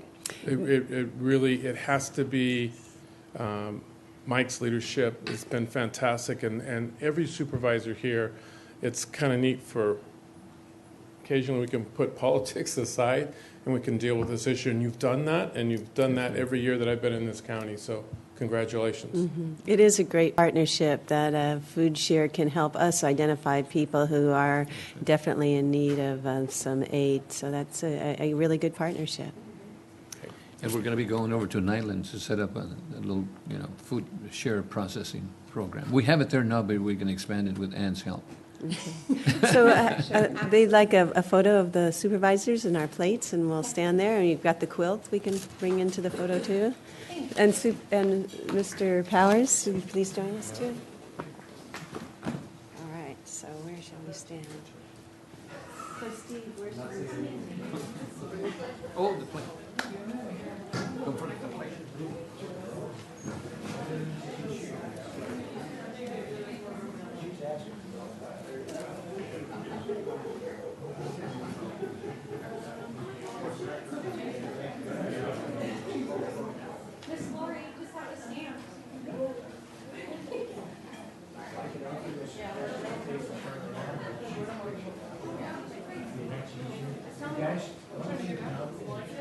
You know what, Steve? Actually, how about in front of the dais so the photo doesn't have this block in it?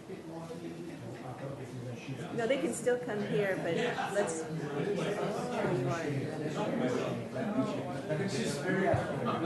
Yeah. No, I think this should definitely be out in front, right? Yeah, as long as these guys, you can see these guys.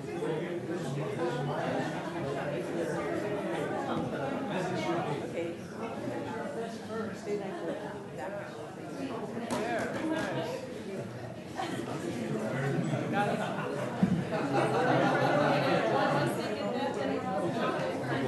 yeah, in front of this, so we can, there you go.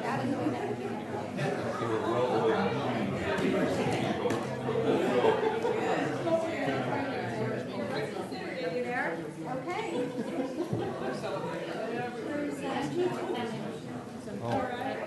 How is this gonna work? You're not gonna see anybody. You want me, can you hold this whole thing? Can't get away with that. Come on. Can you? I don't need to be. There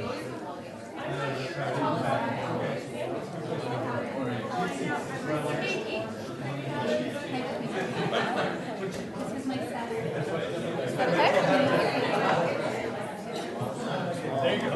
Yeah, that's a better look. That is clear. Where's your turn?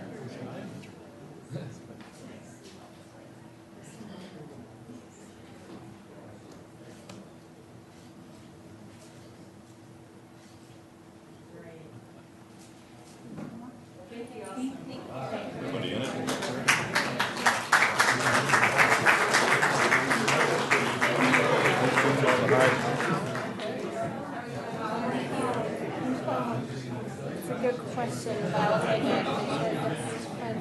Thank you so much.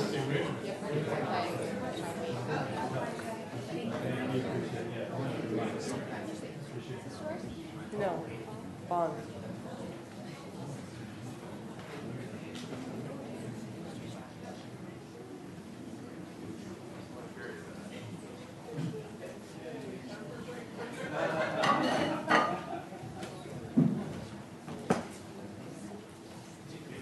Yes, good idea.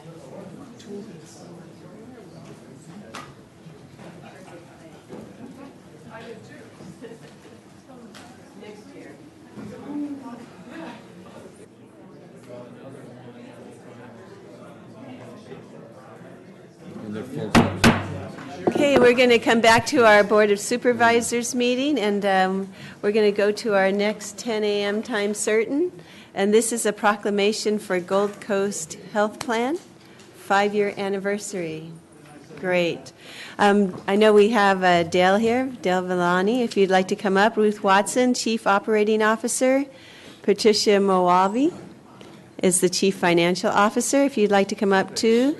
Melissa Skrymagor, I didn't do that right. Could you'll have to pronounce it for me. Chief Information Strategy Officer, and C. Albert Reeves, our the Medical Director, Chief Medical Officer. Thank you so much. We do have a resolution that we have prepared. It honors Gold Coast Health Plan, and it's on the occasion of your 5-year anniversary. So another happy birthday.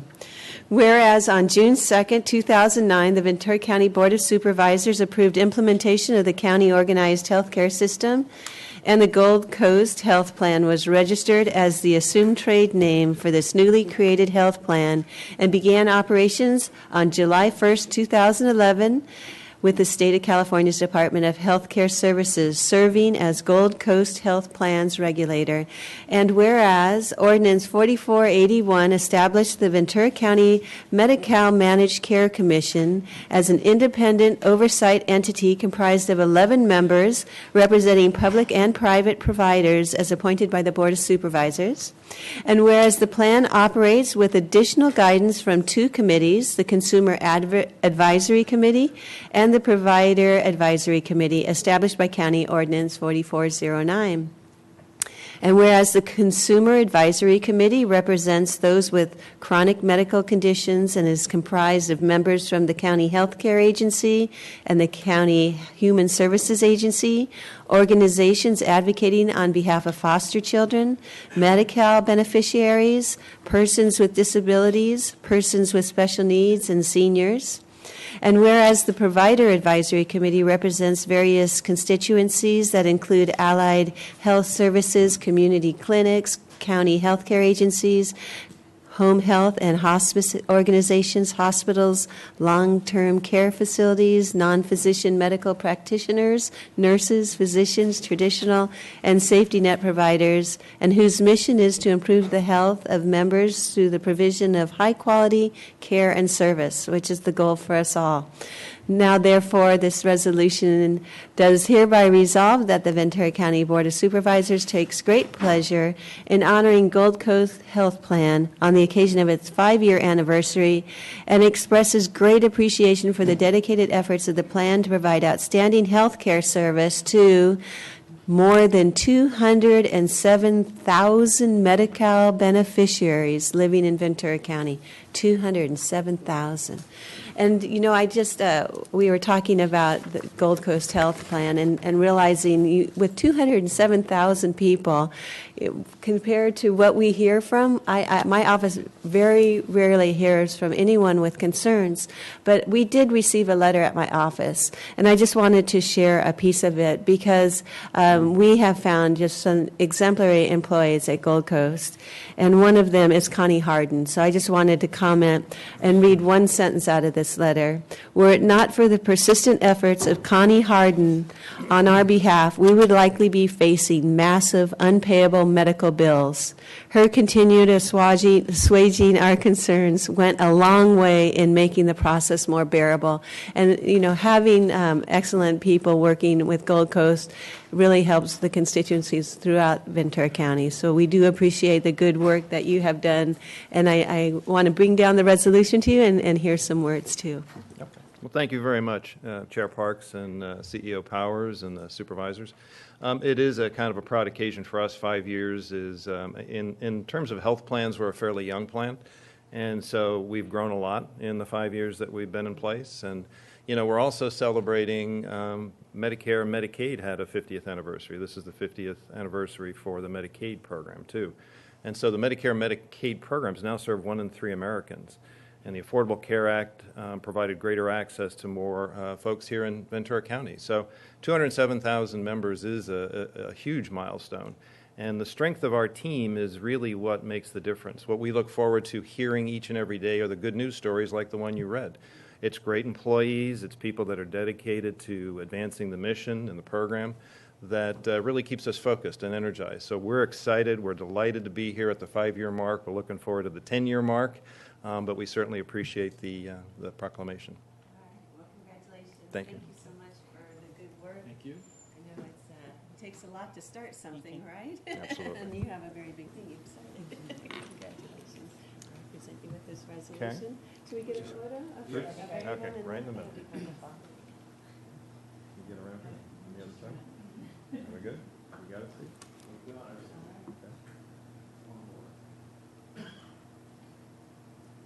Thank you. Thank you very much. All right. If I might, Madam Chair, just offer congratulations. Dr. Reeves, it's always good to see you. Thank you. Yes. I'd just like to make a comment. As I sat here in the audience, there were two issues that came before the board, homelessness and food. We know that the social determinants of health are as important as all the medicines and doctors, and so that we appreciate the help taking care of our members with those issues. Sorry. Thank you to the entire team and all of those who work at Gold Coast. The numbers are astounding of those you're serving and have reached now, and I know it will continue to grow.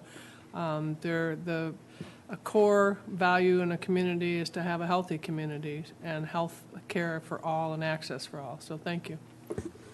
I was just going to say there are special challenges to starting a health plan from scratch. Any plan, but let alone one that's now probably the largest health plan in the county. So just thank you for overcoming all the hurdles that you have. It's a great team, and it's a remarkable milestone here today, and I know even greater things are in store for us because of you. Thank you. I did mention Connie. The professionalism and that you have worked with my office too. We just so much appreciate that. A very nice and professional staff, so thank you. Okay, Supervisor I have to say Boyd? something. Yes. Because it's because of her, I get the opportunity to work with these people. She was very gracious to me to do that, yes. That's wonderful. Anyway, but Thank you, they've done a Supervisor really a tremendous job to take, as we said, a brand-new plan and go through it, and it also had some stumbling issues, but they've taken it and worked through it and made it and put it back in shape, and I think the state is very happy with where things are, and 'cause we heard some things about that a while back, and it's in good shape and moving forward, serving the community, and I think the providers are happy working with all the, and it's a big, complex deal, so I appreciate it. 5 years, big milestone, and we'll see what happens at 10. That's good. Well, congratulations. Thanks for coming out.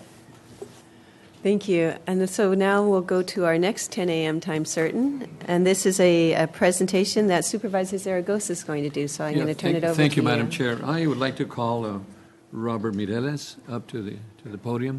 And we also have with him his wife, and Ellen Calhoun, Rick Babosky, if I'm pronouncing that correctly, Rob Harris, and Paul Young. They're all with him. And also, of course, his boss, Dave Sasick. I have a resolution that I'd like to share, Robert, at this time. This is a resolution of the Board of Supervisors honoring Robert Mireles for 39 years of dedicated service to the County of Ventura. 39 years. It's just tremendous. Robert was born in 1954. He's a third-generation Venturan. He graduated from Santa Paula High School in 1972. And whereas Mr. Mireles began his career with the county in 1977, starting at the Polite Jail, the old Polite County building, the Polite Courthouse in 1977, before being promoted and transferring to the maintenance building utility worker in 1978. He was then promoted to maintenance engineer in 1979. He has worked at the Sheriff's Honor Farm Detention Facility, the Sheriff Rose Valley Detention Facility, the Pretrial Detention Facility, the Todd Road Jail, and Juvenile Justice Complex, and also the Hall of Administration and Hall of Justice. Well, he worked all over the place, didn't he? Whereas Mr. Mireles was one of the first employees of the General Services Agency to occupy the General Services Agency building in 1979. Whereas Mr. Mireles is a self-starter, he also knows his job very well. He harbors all positive characteristics that one looks for a role model in the county. and is particularly known for being a well-organized and master in prioritizing his workload. Robert is a great public relations person who is praised by everyone he encounters. I just met him outside the chambers, and right off the bat, he shook my hand and tried to give me a hug, and I said, "No, wait a minute, we're not done yet." Whereas Mr. Mireles is an exceptional employee who has made a huge contribution to the Superior Court, their facilities, and the court facilities operations. Bob has assisted and remembers when the Polite Jail was actually used as a detention facility. He was called and assisted with the Northridge earthquake, the Alaskan airline crash, the La Conchita tragedies, and through his career, as well as also the fire at Soul Park when it was used as a command center. Whereas Mr. Mireles is a dedicated family man who enjoys barbecuing with his family. I just talked to his wife. He says, not barbecuing, you can also have to paint and do a lot of work at home.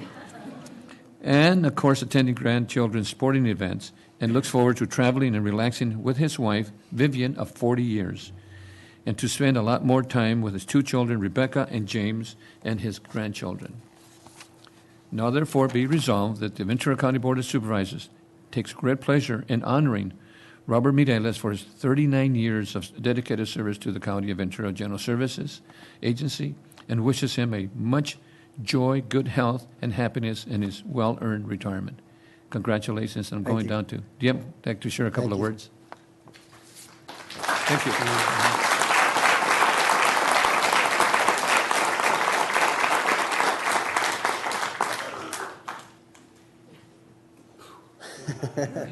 Go ahead, Robert. On behalf of the Mireles family, I want to give thanks to the Board of Supervisors and the entire Ventura County for all these 39 years that I worked for, and my supervisors,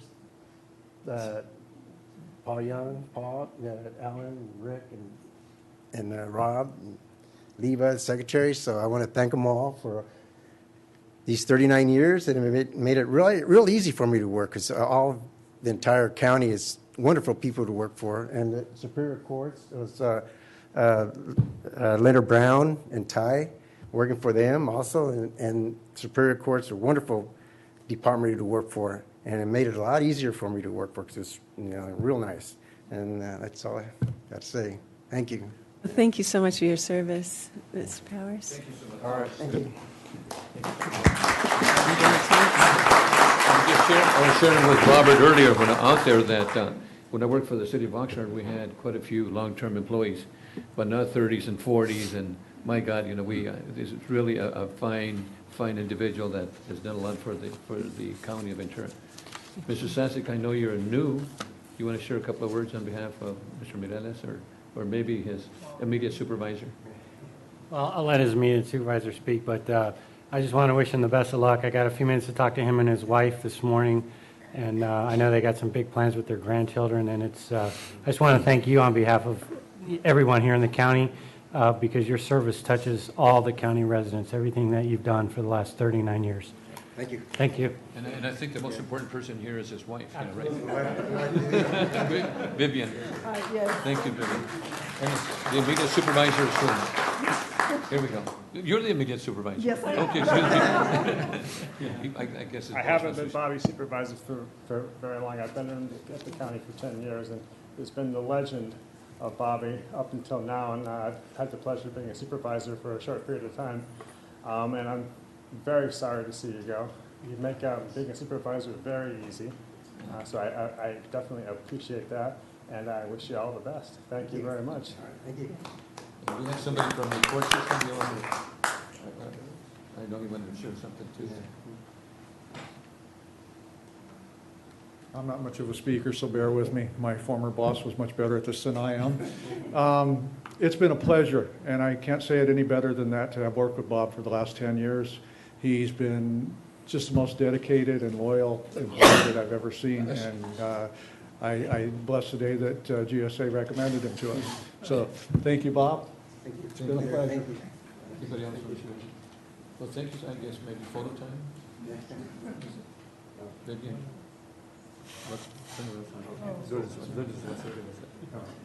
This is yours. Yeah.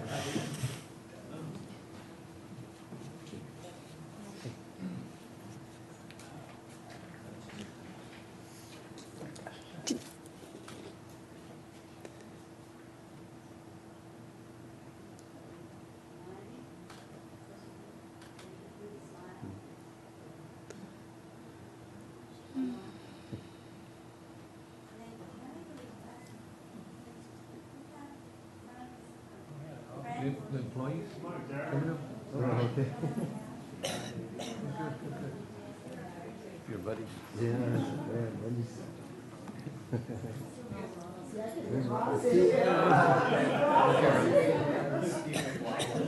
Get right in the middle here.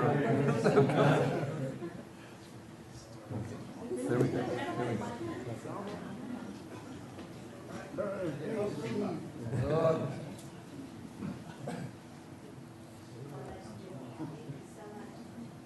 Wait, more coming.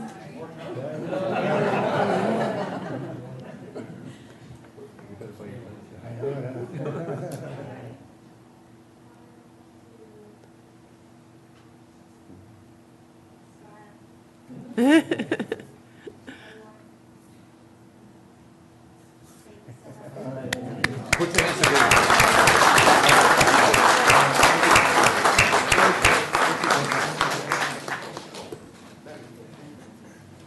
Robert, just real quick, I just wanted to say, just real quick, I'm sorry, just wanted to say, just thank you. I think it says it all, the team and your colleagues that have come up to support you and show their appreciation to you.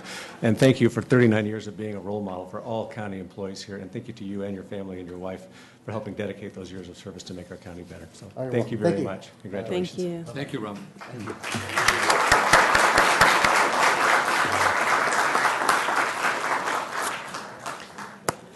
39 years. It is. It's awesome. and to also have such appreciation for his job and enjoying what he did. That's wonderful. We're now going to go then on to item 43, and this is with Supervisor Bennett, so I will turn it over to him. Thank you very much, Madam Chair and board members.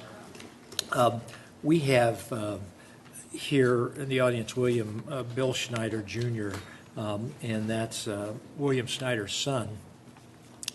And the reason we're stopping here is that we all have some communities like Piru or Satakoy, et cetera, but that are out there, and they're held together oftentimes by the leadership of some remarkable person. And William Schneider, 97 years of age, we've lost him, and that's why his son is here. But we have this resolution honoring William Schneider, and really the world has lost a great person. When you can handle yourself with as much grace and dignity and do as much good for your community as William Snyder does, then you're holding sort of the fabric of America together. When we need people like this in every community. This is a long resolution because he has done so much, and I'm going to cut it down, but it's all written in here. But he's done so much, and I really appreciate William being here. But this is a resolution of the Board of Supervisors honoring William E. Schneider.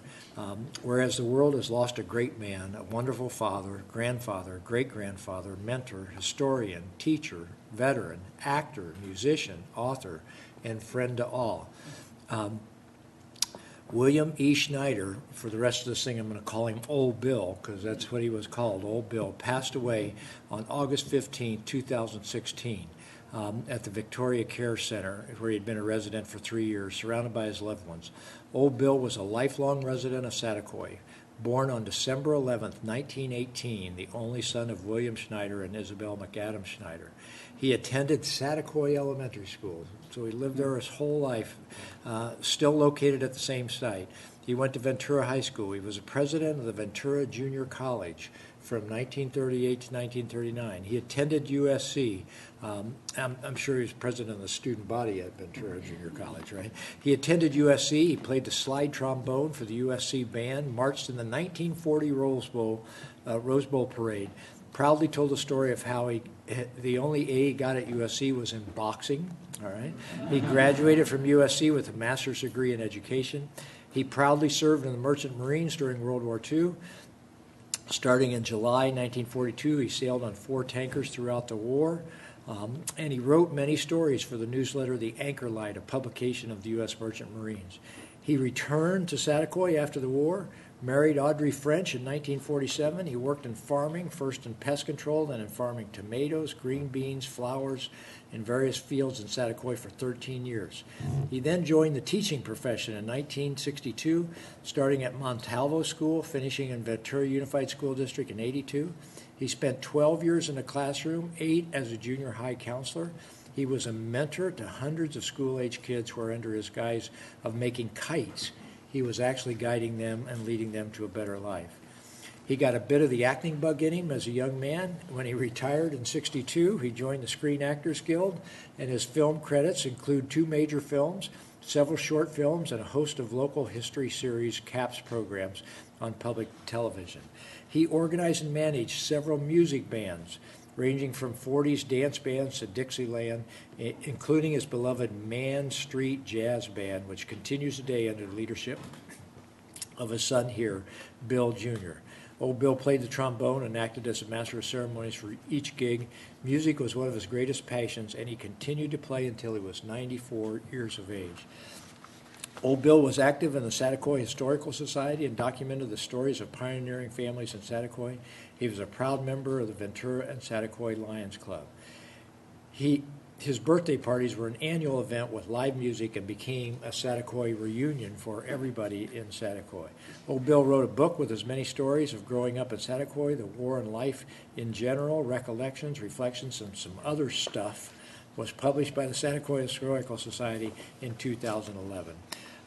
And now, therefore, be it resolved, the Board of Supervisors honors William Schneider for his valiant military service with the Merchant Marines, for his career with the Ventura Unified School District, as well as his tireless work on preserving the history of Satakoy. And Bill, would you like to say a few words here as I bring this down to you? Thank you. I wish to give the board a very heartfelt thank you very much. I really appreciate it. The family appreciates it very much. This proclamation is more than just a bunch of words on a piece of paper. At times, words can only say and express so much. So this special recognition is like a big hug, you know, it's like a big hearty handshake, and I really appreciate it, and the family appreciates it very much. Thank you, Board of Supervisors. Thank you.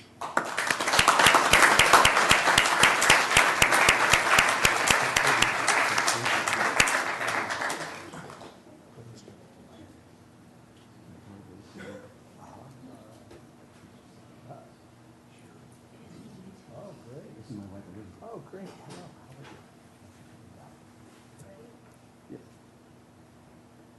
Well, sorry, one more.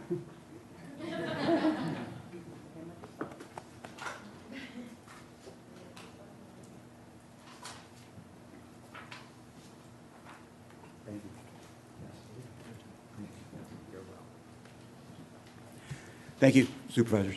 Thank you. Young Bill. Nice presentation, Supervisor Bennett. We'll now go on to item 44, and this is a resolution proclaiming September 22nd to 28th Falls Prevention Month. And I believe we have some folks here for that. Dr. Duncan, yes. And also, I guess we have a lot of people here for it. Victoria Jumps here too, yes? Okay, so, and Dr. Lambing, you're all welcome to come up, and I'll just go ahead and read the resolution, and then I'll let you take over from there, Dr. Duncan. So we are proclaiming Falls Prevention Awareness Week, September 22nd to 28th, 2016. And it's estimated that 13.5% of Ventura County citizens of 13.5%, or over 114,000 people, are 65 years of age or older, and 1/3 of adults over the age of 65 and 50% of adults over the age 80 will fall each year, with medical costs of each fall-related hospitalization estimated at an average of $37,000 to $60,000 a year. Whereas falls are the leading cause of injury deaths among people over the age of 65, and the leading cause of doctor visits, hospital admissions, and emergency room visits. And in 2014 and 2015, over 12,000 older adults in Ventura County suffered injuries from a fall great enough to result in EMS involvement, while a large fraction were hospitalized. Whereas falling and the fear of falling can lead to depression, isolation, diminished mobility, and loss of functional independence, while injuries from falls are largely preventable. Community health problems. Whereas the cause of falls is composed of multiple contributing factors, including lack of strength in the lower extremities, the use of multiple medications, reduced vision, chronic health problems, and unsafe environments. And whereas concentrated efforts are being made in Ventura County to reduce falls and fall-related injuries by using multifaceted interventions such as evidence-based classes, matter of balance, stepping on, walk with ease, Tai Chi, Otego. And whereas at the state level, SCR 77, Fall Prevention Awareness Week, has passed the Senate and Assembly, and at the federal level, the State of Seniors Act of 2007 was passed in April, which calls for the expansion of public health programs, educational outreach, and research activities related to falls prevention.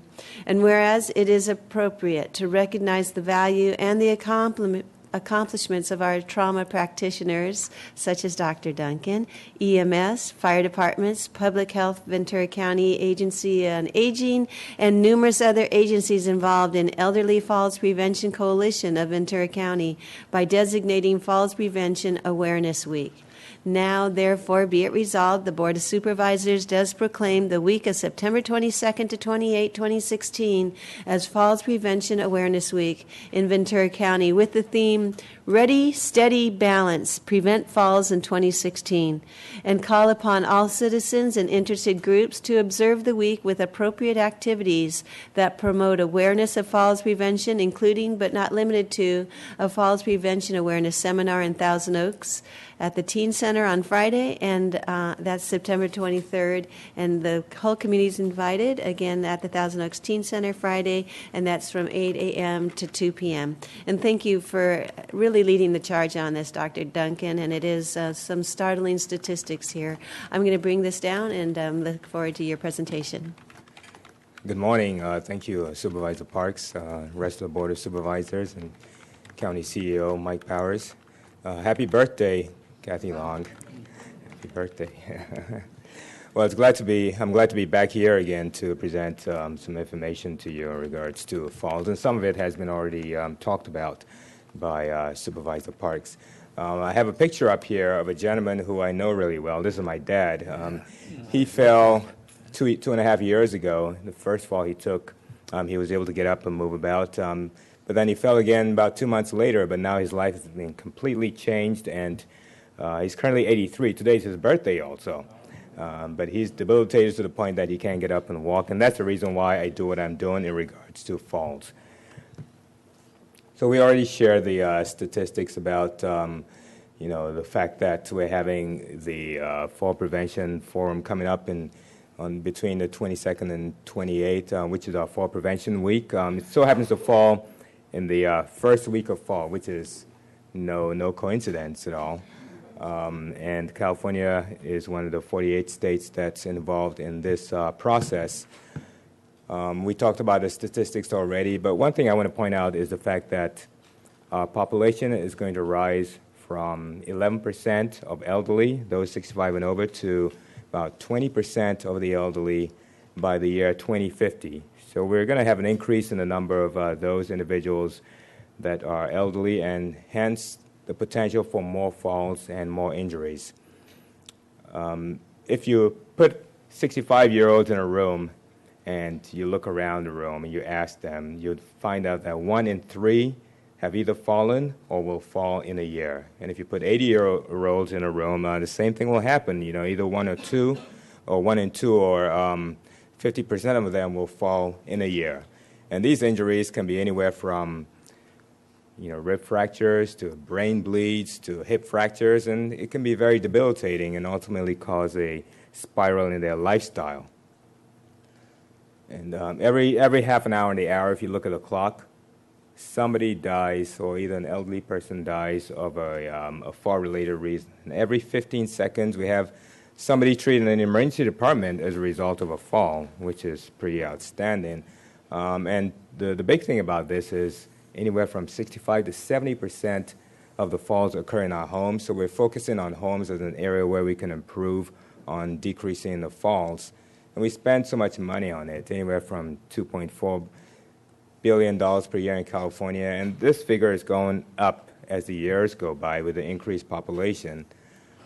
Here are some fall numbers, and you can see that in Thousand Oaks and Oxnard, these are the areas where we have the highest number of falls. And this is one of the reasons why we're going towards the East County to be able to have a fall awareness seminar over there, just because we have so many falls in that area. We had about 5,000 falls in the year 2013 and almost the same number in 2014, but once again, Thousand Oaks and Oxnard are the highest areas where we had the falls. At VCMC, if you look at the numbers, we looked at numbers from age 40 all the way up to 65 and over. And if you look at those in the 40-year-old range, only 23 fell in the year 2014. And then you go to the 50 to 59, 38 fell. But when you get to 65-year-olds and over, 95 fell in 2014. And this number went up to 133 in 2015, only because we had an increase in the number of our registry. We have 1,200 individuals that came through our trauma center in the prior years, 2013, 2014. Then in 2015, went up to 1,400. So there's a proportional increase in the number of individuals that came through, but also the falls, went up some. But if you look at apples and compare them, it's about the same amount of falls that we had, maybe even less in the elderly. So we formed our Elderly Fall Prevention Coalition, which is a union of our EMS, the hospitals, which is CMH and St. John's and Ojai Valley Hospital, VCMC, all hospitals in Ventura County, as well as public and private agencies to form this big union. Here's a slide of all the logos of those involved, and some of them are not even on this slide, but as you can see, the Board of Supervisors are right smack in the center supporting us, which is great. And this is an algorithm of how we take care of patients in the field. The EMS have a strategic role of taking care of patients when they get a call in the field to come out to see the patient and either impart some educational material or leave some information in the field for the families or talk about mitigation measures, especially if the patient isn't very critical at that point. Obviously, if they're critical, then they get transported to the emergency department right away. But I want to highlight the glue of the entire process. Our fall prevention coordinator, who is Dina Ontiveros, she's pretty shy and sitting back there, but she's a great person who looks at the data every single day. We get all the fall calls every day, and the data gets dumped into a registry. She looks at all those calls and numbers every day and determines whether the patients need to go to either a public health facility or get connected to their primary care providers. If they don't have one, they make sure they're connected with one, or if they need home modification. And VCAAA is really involved in making sure that this happens, as well as other private and public agencies. Now, I want to say that we've tried to clone Dina. We've tried to get some of her DNA to clone her, but it hasn't worked yet. We're still working on it. Here are some of the material that we impart in the field. And what we're doing in Ventura County is something that has been put together in terms of a white paper. This paper was published in the American Journal of Preventive Medicine, and one of the individuals involved in the write-up of this paper is Lisa Ali, who is one of my colleagues who I work with in another committee. But essentially, it was 42 states that were reviewed in 2012, and the data comes from the National EMS Information System, and their conclusion was that the EMS have a unique insight into fall circumstances and transportation, as well as the EMS personnel are in a prime position to provide interventions that prevent falls. So what we're doing in Ventura County, although it's something unique, but it's validated by this paper and it's been endorsed by the CDC. And falls are largely preventable, and if we can get those fall numbers down, all the better for us. And here are some of the numbers that we have on a monthly basis. They range anywhere from about 60 to 80 falls per day, per month. And most of them occur in the home sector rather than in the assisted living sectors. And, most individuals may fall once, some may fall twice. As you can see, we have 85 individuals that fell twice, and then there's one individual that fell 10 times, but he's a skilled nursing facility resident, and I'm not sure if he's around anymore at this point.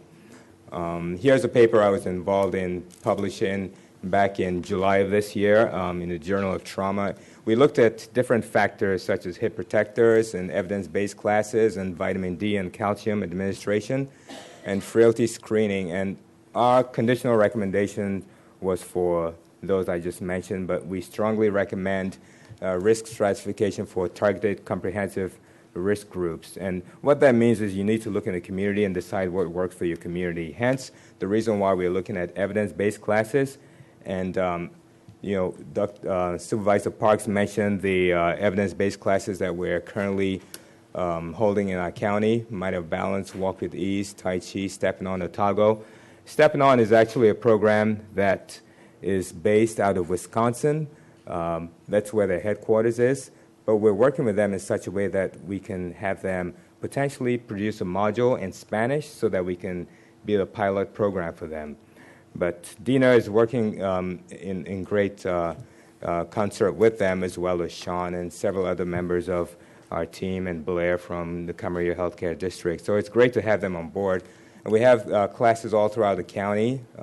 This is just data for you, both East and West County. And as you can see over here, Matter of Balance was held, 233 individuals enrolled in 2015 alone, which is a huge number. And we have several classes ongoing this year. So I just want to let you know that these evidence-based classes work. They've been vetted. In the past, we used to have the individuals who are falling already enroll in the classes, but at this point in time, you don't necessarily have to have fallen to be able to enroll in it. We want to prevent the primary falls rather than the secondary falls. And these figures indicate that these are individuals that have, for example, individuals that fell and then enrolled in the classes. Only 6% fell again. But if you look at individuals that fell but did not enroll in the classes, 18% fell. So we've seen a decrease in the number of falls for those that were enrolled in the classes. And we mentioned our program coming up next Friday. We want to see everyone out there if that's possible. We're going to have shingles shots, flu shots. We'll have screening for balance, vision screening, blood glucose checks, hearing checks, and several other aspects that will make the day go really well and fun for everyone. And Supervisor Parks will be out there also, and Dr. Cheryl Lambing. This is an award we got from the National Area Agency on Aging for our fall prevention program. And we're also part of the Stop Falls California initiative. And I was asked for a quote in regards to falls, and the only thing I could come up with off the top of my head was that an ounce of fall prevention is worth a pound of costly, painful, and life-altering care. I'm going to be giving a talk in January of next year because of our fall prevention program on the national level in Florida at one of our national meetings called the Eastern Association for the Surgery of Trauma. And hopefully we will win an award for that, but we'll see how that goes. But it's great to be able to give a talk on our fall prevention program and let the nation know about it. And our next step is branching out to the entire county.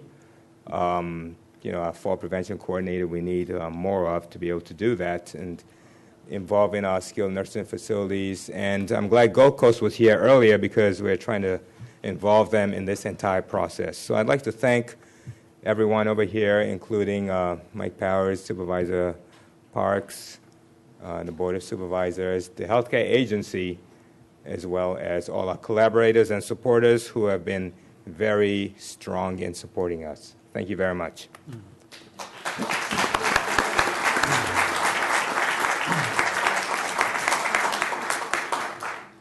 Why don't you all come on up?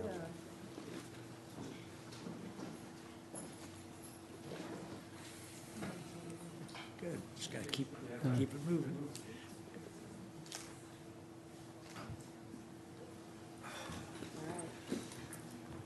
Madam Chair, as they take photos, I want to thank the AAA agency, and I want to thank the family of Circle. I have participated over in Oxnard on the fall prevention program. So I just want to thank Dr. Duncan for the excellent job he's doing, and also for Dina. Dina, where are you? Hi. Don't take the photo. She's really an excellent person, and I just want to thank you for all the good work you're doing for the elderly and fall prevention. Thank you again, Dr. Duncan, and all the individuals in the fall prevention program. Thank you.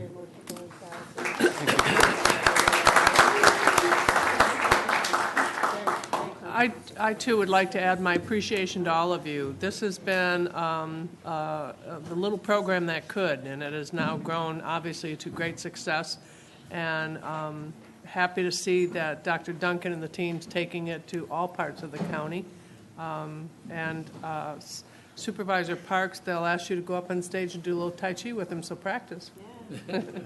Maybe a little yoga too there. Dr. Duncan, good luck with your father also. Mm-hmm. All right. Very, very comprehensive program. I could see benefit also of advertising, ways that we can get the word out to the general public, because a lot of the general public are seniors or know someone, a relative.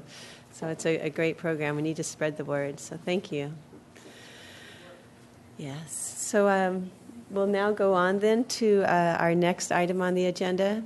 And this is item 45, and this is a public hearing regarding an adoption of an ordinance pertaining to the expedited permitting process for electric vehicle charging stations. Good morning. Good morning. Chair Parks, Mr. Powers, members of the board, thank you for allowing me to present to you today review and adoption of this ordinance pertaining to expedited permitting process for electric vehicle charging stations. My name is David Hansen. I'm a district manager with the County of Ventura Building and Safety Division here. There is one minor punctuation correction that I need to make known. There is in Exhibit 1, which is the ordinance, in Section 5E, there is a comma that has been added between the words checklist and contained. That correction has been made and has been forwarded and uploaded into SIRE as of this morning. So this will be the final version. In recent years, the Governor's Office of Planning and Research set a goal. The goal was to have 1.5 million zero-emission vehicles on California roadways by 2025. In October 2015, Governor Brown approved and signed Assembly Bill 1236, which adds Section 65850.7 to the Government Code and is designed to eliminate permit processing barriers by providing for a standardized, ministerial, expedited process for permitting of electric vehicle charging stations. As a point of reference, the County of Ventura GSA Fleet Services informed me this morning that they currently have and maintain 1,800 vehicles, of which 13 are electric vehicles. There is a plan to add an approximate 100 electric vehicles over the next 5 years. With the added vehicles, electric vehicle charging stations will be needed to accommodate this increase. The Building and Safety Division has had in place for a number of years a permit review and issuance process for these types of systems that is substantially in compliance with AB 1236. We issue most residential electric vehicle charging stations over the counter and will provide priority review and issuance of non-residential systems that might require additional review. Additionally, Building and Safety will be developing and have available guide sheets and web-based information as required by Assembly Bill 1236. The only minor revision to our current process will be the addition of more robust online services that will be accommodated through the Excella automation program citizen access. Assembly Bill 1236 requires that all local jurisdictions adopt by ordinance establishing ministerial expedited permitting process. Using the model ordinance provided by the state as a starting point, we have prepared, and in consultation with the Ventura County Fire Prevention District, the ordinance in Exhibit 1 to meet these requirements. Because the county has had these procedures already in place as a regular course of business, and we are in substantive compliance with Assembly Bill 1236, the recommended ordinance essentially describes and refers to our existing permitting and business process for these types of systems. Thank you for your consideration. I'm sorry. Thank you very much. Does the board have any comments or questions? I do know that we will need to read the ordinance in title only, but let's first have that motion in a second.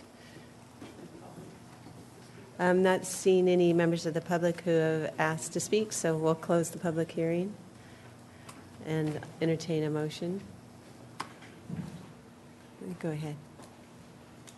An ordinance of the Board of Supervisors of the County of Ventura to provide an expedited streamlined permitting process for electric vehicle charging stations. Okay, we have it, and now if we could please vote. And that is unanimous. Thank you. Thank you. Thank you. Nice to see it in action. Okay, well, we're just pretty much on time here. We're going to go to our first 11 a.m. time certain, and this is item 46, and we're going to put it off to the end of the meeting. No. I think that'd be a great idea. No, it's one of those bittersweet ones, and because it's saying goodbye to Barry Fisher because upon his retirement, and I'm going to turn it over to Supervisor Foy. Wonderful, wonderful. Barry, all these people came to say goodbye. I don't know, or maybe to kick you out, but I don't know. I think it's the other way. All right, well, Barry, I got this very tiny resolution for you. Because, we just had somebody here 40 years. You're only here 15 years, buddy. Come on. I gotta tell you. Tracy, I got to give him a bad time, okay? Okay, good. Okay, good. Love it.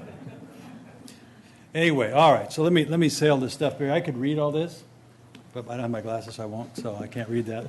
But it says, no, really, I'm pleased to present this resolution, the tiny resolution to Barry Fisher after 15 years of dedicated serving to protecting the well-being of Ventura County. And I think the jobs that Barry did, there's no question that's what he did. He was in protection of the people. It's funny, Barry's as a native, born in Ventura County, born at St. John's Hospital. You didn't go work for them, so you knew the difference. I won't say anything.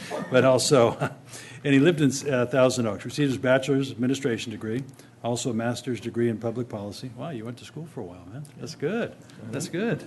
Barry started his career as an EMT paramedic and reserve firefighter before moving into his role in the medical industry. A lot of people don't know that Barry also was in Tennessee, where he ran a ambulance company and where he met his favorite football coach, Jeff Fisher.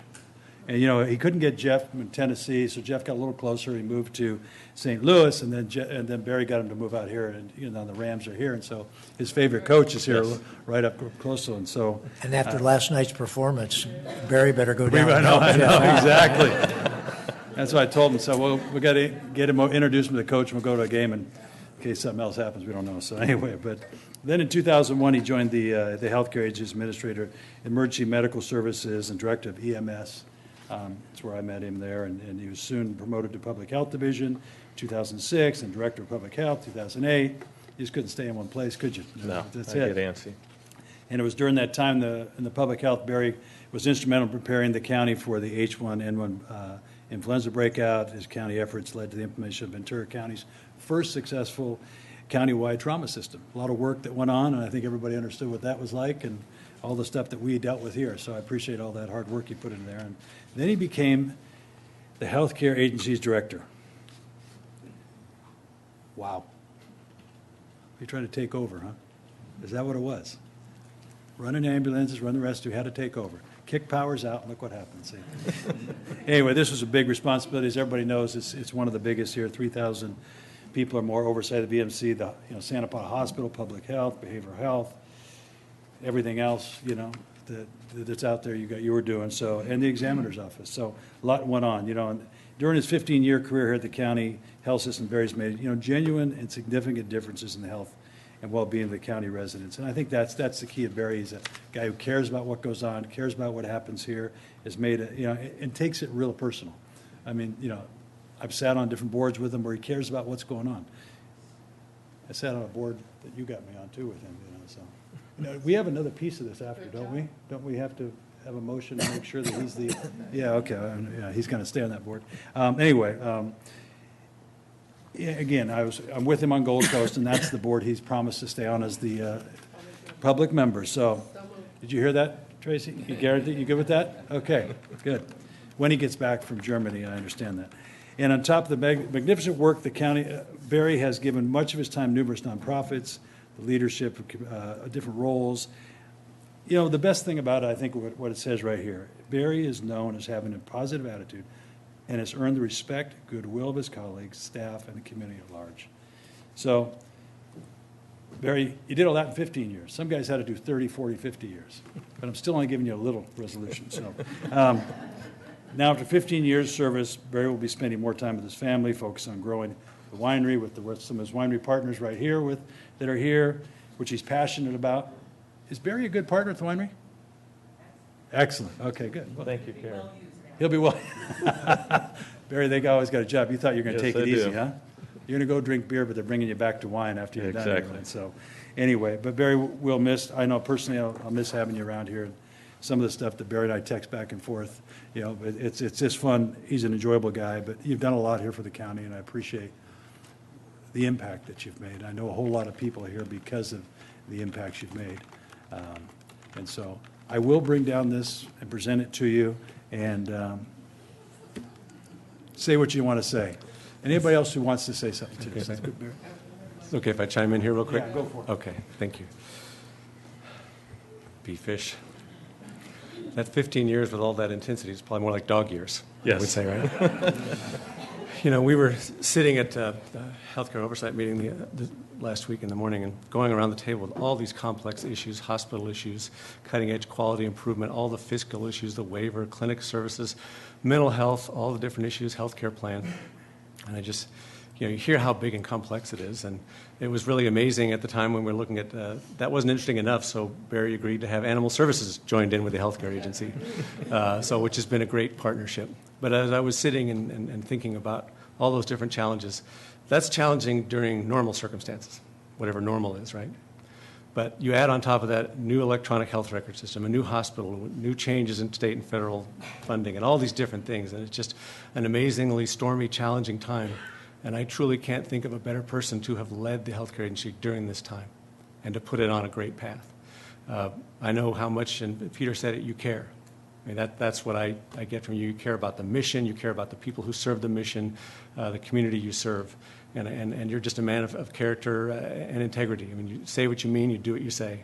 And as I say, I'm sorry for us. I'm really happy for you. It's great to see Tracy out here, your significant other. And I'm just so happy. Two such wonderful people are so happy together. And I was thinking of one condition to put on your retirement, though, is we had a lot of successful strategic planning sessions at the winery, after hours, of course. Those were our most productive, and so just we can keep those strategic sessions going at the winery. It's the only condition I would put on it. But with that, I would just say you have undoubtedly left the healthcare agency in immeasurably better condition and heading on the right path with great momentum, developed a great leadership team, and I know Johnson's going to step in and keep that momentum going. And just my friend, I just say thank you. I really appreciate it. Thank you. Barry was voted as the hardest worker in Ventura County one time, and I think of one of the things that he has taken on. I can't think of a harder job than being the head of the healthcare agency. Johnson, good luck. But I just, you, as Mike said, you just took it and you excelled. And I just, on behalf of the Board of Supervisors, the citizen of Ventura County, and most importantly, our patients. I just have to say thank you.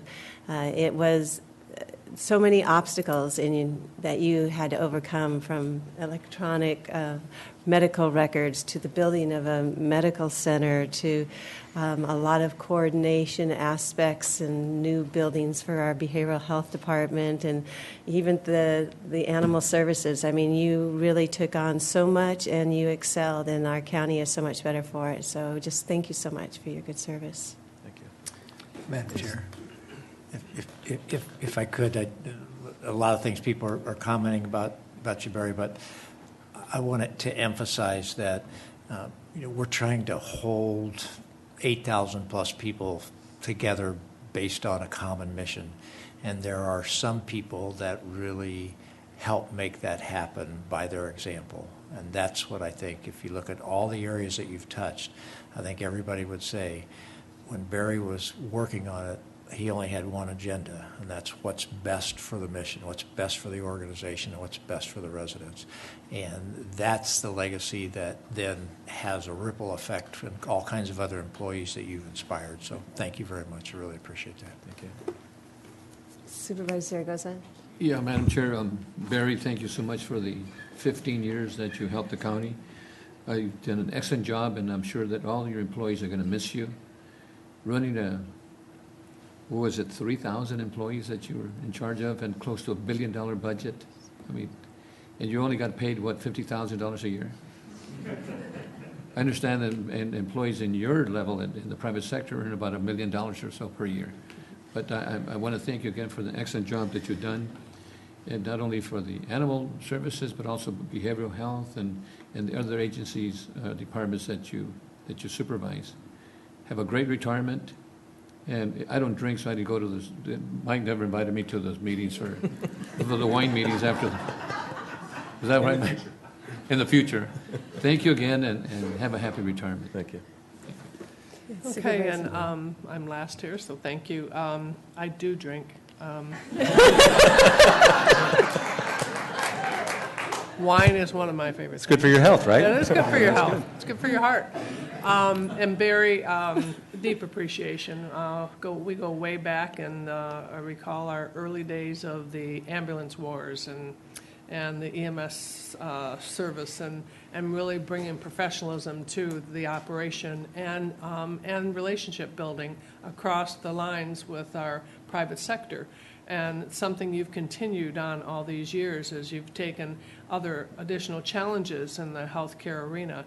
And it's a core mission for the county to ensure that our residents feel that they are cared for, that they receive the responses they need when their health is endangered, and certainly to provide them a quality healthcare system. And you rose to that challenge. You've done an excellent job with both a quiet but certainly very professional leadership skill that welcomes people to be heard, to express themselves and to raise their voice, and to know that you are listening to them. And then you certainly have moved ahead to advance the organization, position us well in the future as one of the best healthcare systems in the state of California. I've had the pleasure of serving on the oversight and watching the evolution of all of that, but certainly your leadership, and it's really been both a joy and a pleasure to get to know you better and to appreciate your leadership style. And I look forward to your retirement and to visiting you often. Good. Thank you, Barry. Thank you.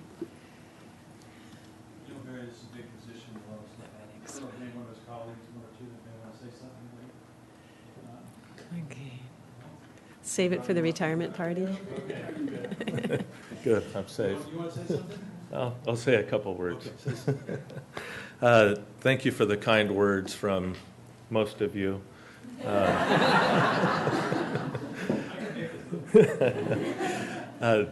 I've really, truly enjoyed my time here at the county, and it's such I can't even describe it, just such an outstanding workplace, and it starts from the top, and it starts with the board members. I've worked closely with all of you, and the interaction that we can have and the open discussions and the strategizing is just, I guarantee you don't see that at any other county in the state, or I would guess in the nation. It's a two-way street, and I think that's why our county is so successful. Yes, it's a big agency. I remember going to a conference with Mr. Powers, and we were taking a walk one night, and I look at him, I said, do you ever have, when you were agency director, did you ever have just one day where it was quiet, nothing going on, you got your work done? And he looks at me and starts chuckling and says, no. And that's the nature of the business, and it's not just me, it's the people behind it. I kind of navigate and steer the ship, but it's the 3,000 wonderful people, the doctors, the nurses, public health, behavioral health, the healthcare plan, medical examiner. It's just animal services. It's just it's been great, but I certainly couldn't do it without the help and guidance from Mike Powers. You've been a rock for me, and a great boss. I can say in all my years in different private companies and public agencies, you've been the best boss I've ever had, and I truly appreciate it.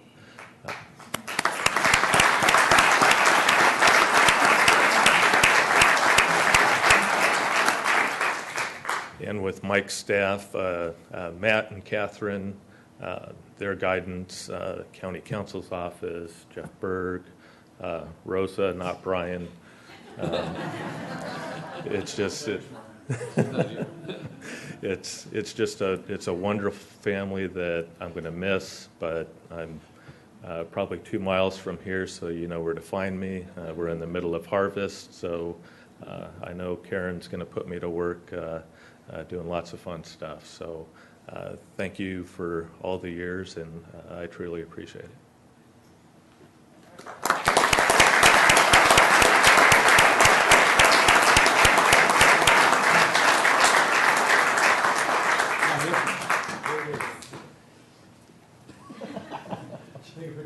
That's fitting.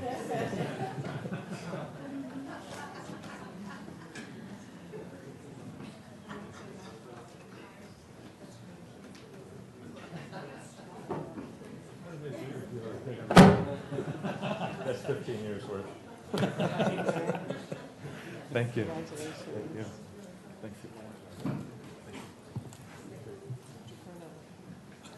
Yeah, it's a beautiful straight to look. Thank you. I suggest you That's right. put the two women right next to him and balance the picture nicely with the brown on. There you go. So you can like hang on your wall.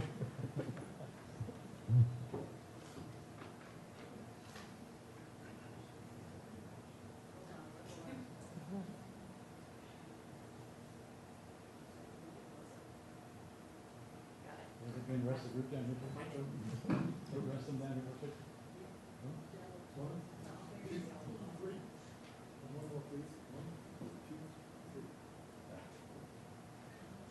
Bring your agency down, get in the back. Yeah, go. Yeah. All right. Come on. Come on, Catherine. everybody. Come on.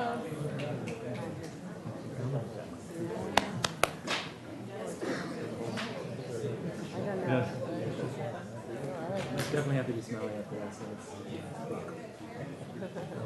that is a relief. Yes, yes.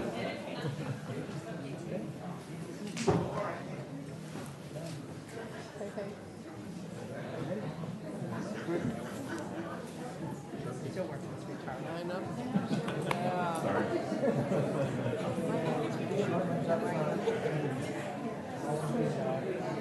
Good.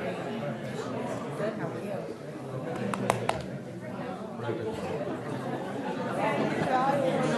No tears, no tears. Thanks, Mom.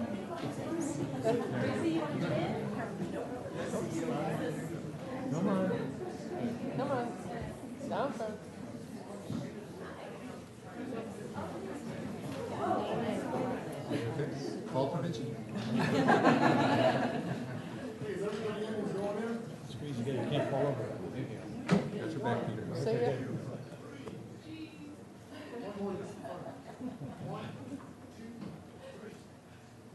you, a silly one?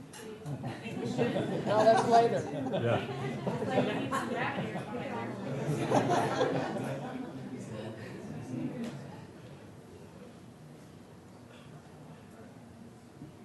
Quite a career, huh? Thank you.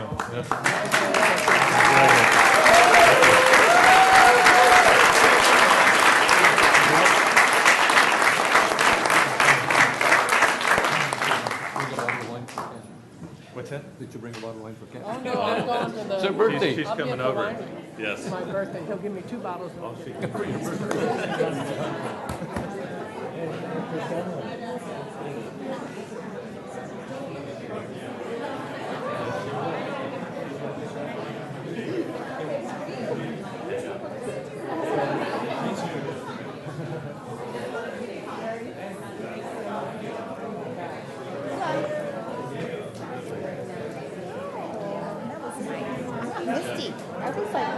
There's nothing we can do.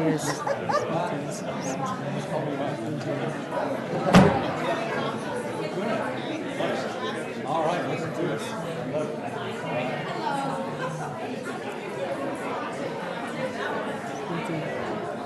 More effective that we. There's a lot of them. I know.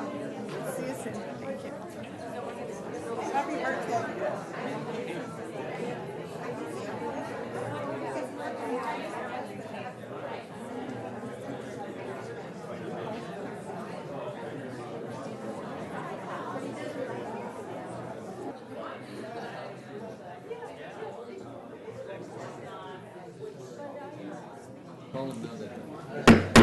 We're going to go ahead and go on to item 47 on our agenda for September 13th, 2016. Item 47 is our second 11 a.m. time certain, and it's a integrated regional water management implementation grant. And I see Ms. Hughes here.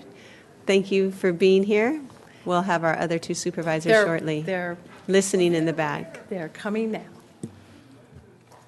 Good morning, Chair Parks, members of the board. Mr. Powers, for the record, Sue Hughes with the County CEO's office. Back here with yet another grant acceptance.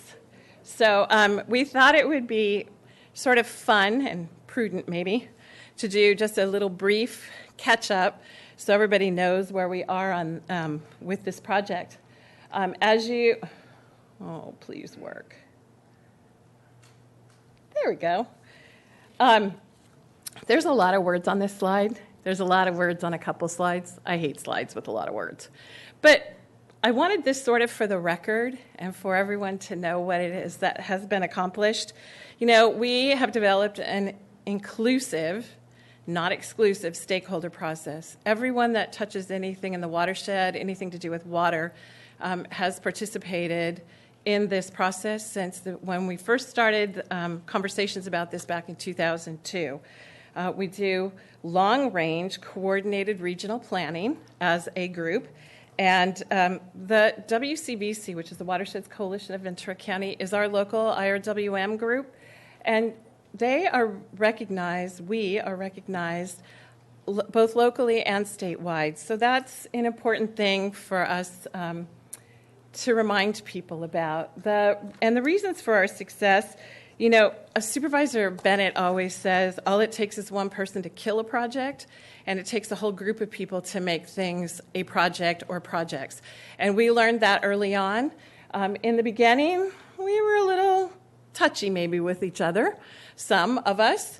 And as we've worked through things, there might be times where it's like a little family, where you have some squabbles. But my motto always was, if you're going to be bad at home, don't be bad in public. So over the years, everyone has learned how to figure this all out and how to work together. So there's clearly, that's clearly one of the things that has made us very successful. Come on, work.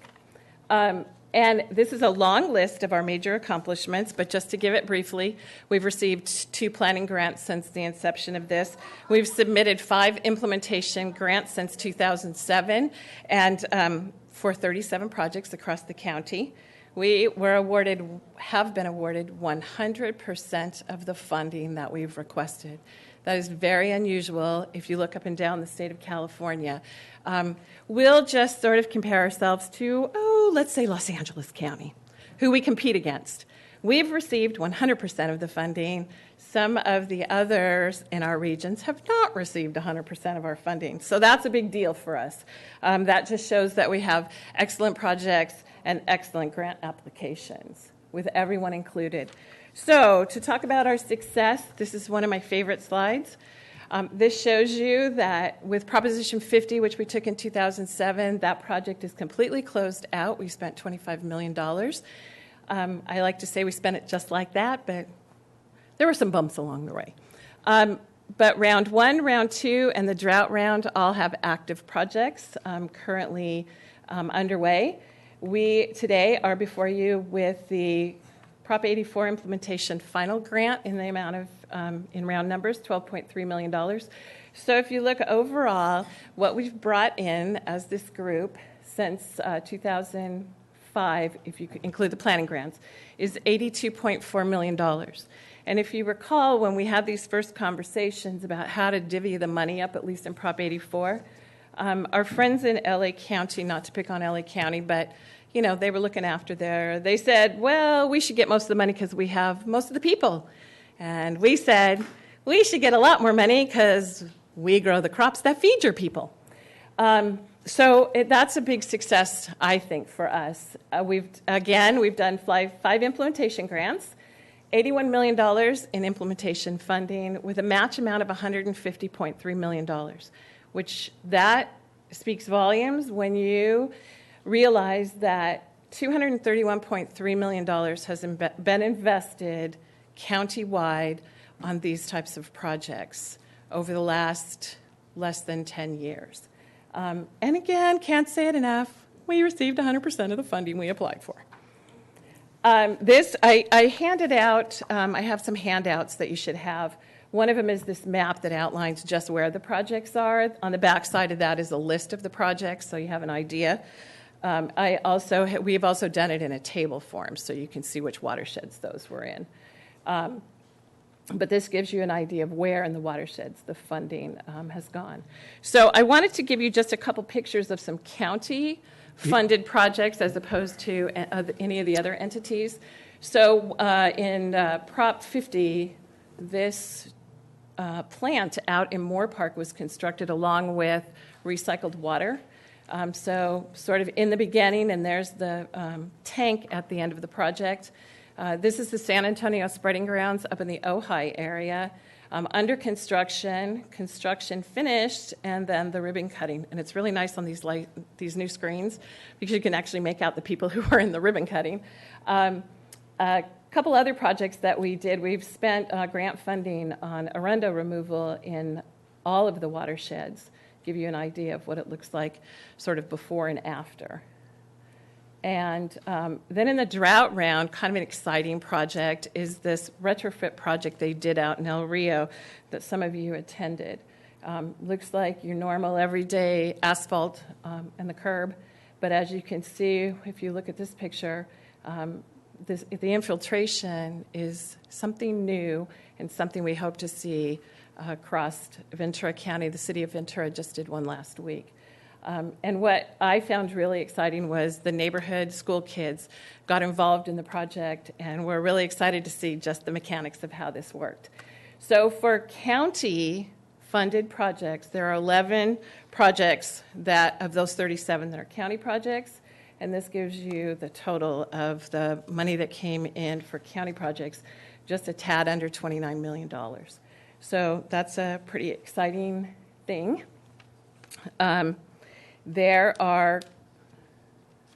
Before we get to Proposition 1, in this final round that we're bringing to the board today, there are 5 projects totaling $12.3 million. The project proponents are the City of Ventura. They are here being represented today. Their project is a turf removal project that will include the City of Santa Paula, as well as those that are in the jurisdiction of Castaic, Municipal Water District. Castaic's a little out of the county. There's Camarosa has a pipeline project replacement. Caltrat has an Arundel removal project, and then there's 2 desalter projects, one for Pleasant Valley Mutual, and then our own Waterworks District Number 1, which is in Moore Park, are the current projects in this grant agreement.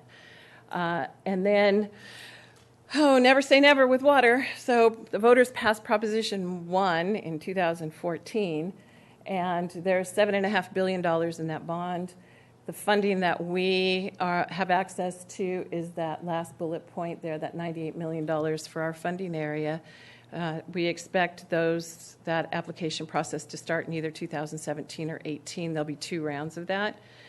And then something that's not on here, there's $9.8 million available in this Proposition 1 that is for disadvantaged communities.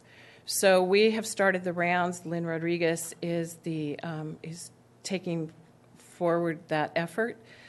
They had their first meeting with folks in cities and water agencies that are eligible for that funding. It's $9.8 million. We share it with Los Angeles County. They're the lead. And so there's been several meetings to talk with LA County about just exactly how we're going to operate and facilitate that funding.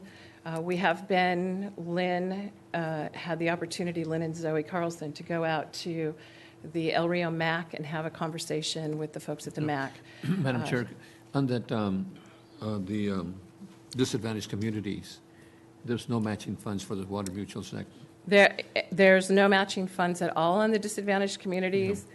And the $98 million in the IRWM funding, they did something different in Proposition 1. We've historically had a 25% match on these types of projects that are before you today. But with Proposition 1, as much negotiating as we tried, the only way the bond got through the legislature was for a 50% match, except if you're a disadvantaged community. Yeah, that's going to help Nyland and El Rio tremendously because the infrastructure there is very old and needs repairs and so forth. Correct. Mm-hmm. So that $9.8 million in disadvantaged community funding that's available that we will coordinate with LA County. It'll do things. We're looking right now at the potential to do needs assessment. There's places in the county that have never had, or it's been decades since there was a needs assessment. And with population changes, it would be nice to be able to see just what is happening. For example, let's use El Rio just as an example. Mm-hmm. There's several water companies, water agencies, mutuals in El Rio. It would be nice to know how many customers they have, who they serve, how long they've been serving, what their infrastructure looks like, to at least get a needs assessment to determine what type of future project could go forward. So we have addressed who those eligible partners are. So Lynn and Zoe are working with them. And Linda Sullivan made an excellent presentation before our MAC over at Nyland Acres in El Rio. So it was greatly received. Good news, too. Good. Thank you. Mm-hmm. So I'm happy to answer any questions about this, but really what we're here to do is ask you on behalf of all the partners to accept the grant for the project proponents. Well, $231 million is a great accomplishment. It would be a lot nicer if it was for something important to our county instead of water. So anyway, congratulations. Thank really you. Appreciate it. Madam Chair, yes, I'd like to also congratulations to all of you, small but mighty team. But the strength has been in the early days of getting people to the table, getting people to trust one another, and then the successes as they started to roll in just really did make that much easier as we're now here today looking at both the great monetary accomplishments, but the success of the projects. This is a wonderful chart because it really does show how many projects went towards Ventura County Agricultural Water Use Efficiency Program. How many went towards the floodplain protection and landscape efficiency. So it shows that it was spread across broad sectors of both need, want, and coalition, and now they're happy to be at the table. Success brings success, so, and it really has been just terrific work by all of you. Thank you. And the coalition. Thanks. And I hope someday we can help the little town of Somas in terms of their drinking water, which isn't clear. It would be nice if it were clear and not brown. So there are always challenges out there, and we are faced with the certainly the requirements like disadvantaged communities. You may have one section of a community that is disadvantaged, but because they're linked with another census tract that has higher income people, it gets averaged out. So, but we do know there are continuing challenges out there, and it's great to have the support of these Proposition 1 funds. Yeah, Madam Chair, also you mentioned the El Rio recharge. That was an excellent program because we had the school district there with us too. All the kids were there, and they were looking at the retrofit system and how it worked, and we had Jeff Pratt and his people were there, explaining how it worked, and that was absolutely great, involving the whole community, the children, the teachers, the principal, and so forth. So, excellent job too, Lynn, and your staff. So. Thank you. Yeah, thank you. And we do have one speaker, and this is Joe McDermott, and with the Assistant General Manager of Ventura Water. Hi. Good morning, Chair of the Board of Supervisors. It's actually the first Board of Supervisors meeting I've been to, and from what I've seen, I'm very impressed. Just quick introduction. I just wanted to point out Craig Jones is our Public Information Officer and Management Analyst that's going to be helping us oversee the turf replacement program that is being, the City of Ventura and Ventura Water is acting as a lead agency for this program. And we'll be working with the City of Santa Paula and also Casitas for this turf replacement program. But basically, I just wanted to mention that that particular part of the Prop 84 grant, it's a little under $2 million, but it goes a long ways. We estimate, our latest estimates are that over the life of a replacement, we're putting in 20 years that, you could save about 4,000 acre feet of water through this program. And when you do the math, it comes out to a little over $600 per acre foot. That's the cheapest water supply you're going to get these days. When you're talking about putting new supplies online like desal and potable reuse, you're looking at $1,500 to $2,000 per acre foot. So conservation really has an important role in what we're trying to accomplish here in the county. I did want to really thank Sue Hughes and her staff, Zoe Carlson and Lynn Rodriguez. I see Meredith with Kenny Jinks is also here. I just want to mention that a lot of work goes into these grants. It's a ton of work, a lot of hundreds of man hours, I would imagine. They've done the bulk of it, and so our part is to really implement the program at this point. And so, of course, we support the recommendation. And I do want to say too that I've been to a handful of these watershed coalition meetings, and top notch. I really like what I saw, how the players came together, a lot of good collaboration, and working very well together. So that's all I have to say. Thank you. Thank you for your comments and coming today. We now have before us the acceptance of the grant offer awarded.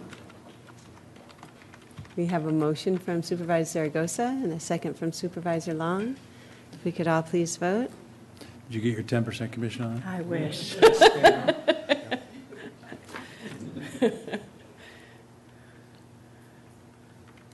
Probably give you a Starbucks Great. card. We have all voted. And that is approved unanimously. And then while you're here, we've got 48, right? 48 is what makes all of this really happen.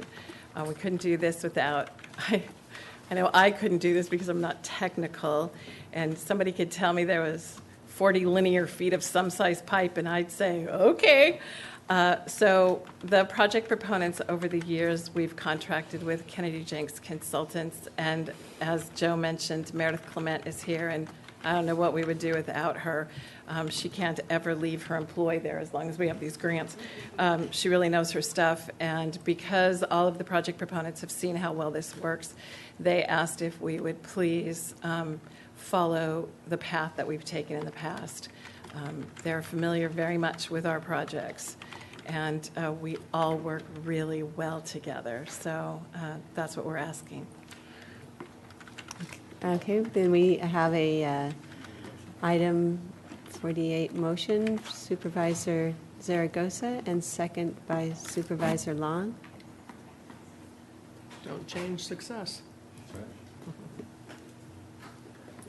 I know there was a tremendous amount of work behind all of this, and so came to us in a rather brief agenda item, but it makes huge ramifications, positive benefits to our county. So thank you. Thank you very much. Appreciate it. Thank you, sir. And now Christy Madden jumps up to item 49 on our proposed issuance of multifamily housing revenue bonds. Good morning, Madam Chair, members of the board, Mr. Powers, Christy Madden, County Executive Office. We are running slightly behind schedule, so I'm going to keep my presentation brief. We're asking your board to conduct a TEFRA hearing today for the issuance of multifamily revenue bonds. We do have a representative from High Ridge Costa Housing Partners, who is going to be the organization acquiring and rehabbing this 84-unit apartment complex in Simi Valley.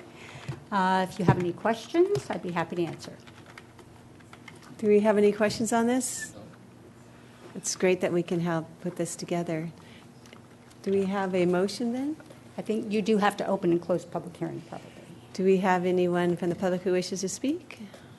Okay, I'll close the public hearing. And we do have a motion and a second. And if we could please vote.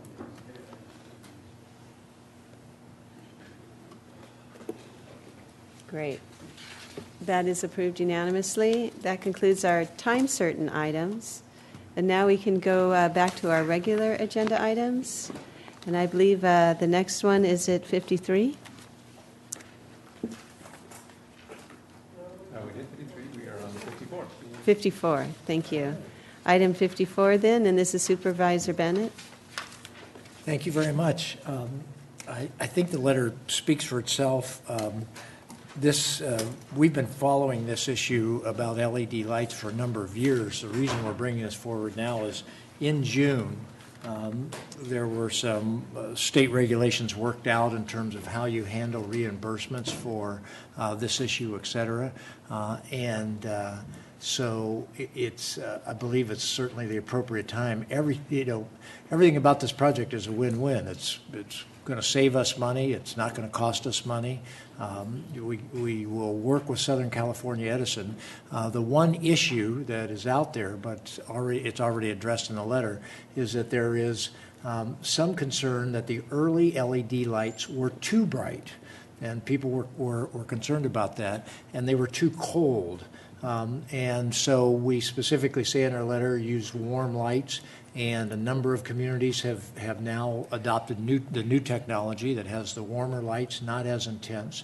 At the same time that we do this, if you look at all of the savings, all the benefits of this project, you can, when you're reinstalling the lights, you can put the shields on to try to protect the dark skies. You will save money, a significant amount of money, 50% less cost. You change the LED lights out every 15 to 20 years instead of every 3 to 5 years. And you can come up with these now warm hues that much more match the sunlight and don't have the same kind of impact. There are over 2,000 lights that we have. And again, like I said, it's not something that it's something that we've been paying attention to about these streetlights for the last couple of years and sort of waiting for this moment to finally arrive to say, okay, it is time now. So that's why we've brought the letter forward. We were off on the long break, and love to hear if there's something wrong with this idea, but boy, I sure see a lot of, I mean, the amount of greenhouse gases that we will, avoid, is a significant contribution and lowers the county's footprint in terms of that. That would, so. Can I just ask you a couple questions? Yeah. I mean, I think, and no matter what, it's the way we should go because there's savings and the lights last longer, so long term. So what is the process of, it's kind of like, I have can lights in my house, so when they burn out, I switch, and then some of them have been a long time, you switch them. So what is our deal about, are we just going to, are you looking to say, go through and just do all 2,000 something right away? Are you waiting till they burn out, or what is, how are you doing that? What's the process? You let the professionals decide. Okay, We're so not trying to you're not saying go just do it? Not trying to micromanage them at all. That's what I wanted to It's just, it's really just to say, it's time, CEO's office will direct the, Public Works Agency to go out and work this out with Edison.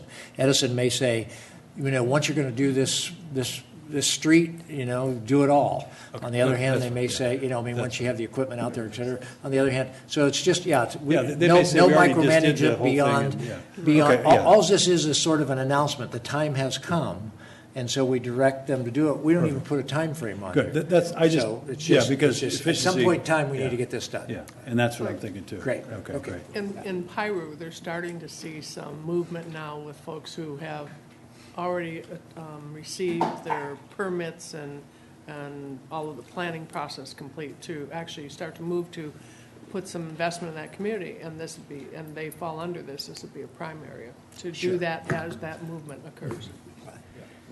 Yeah, and I know we're doing it at home, too. I'm just wondering, will there be any noticeable difference? I know you're talking about warm lighting and all.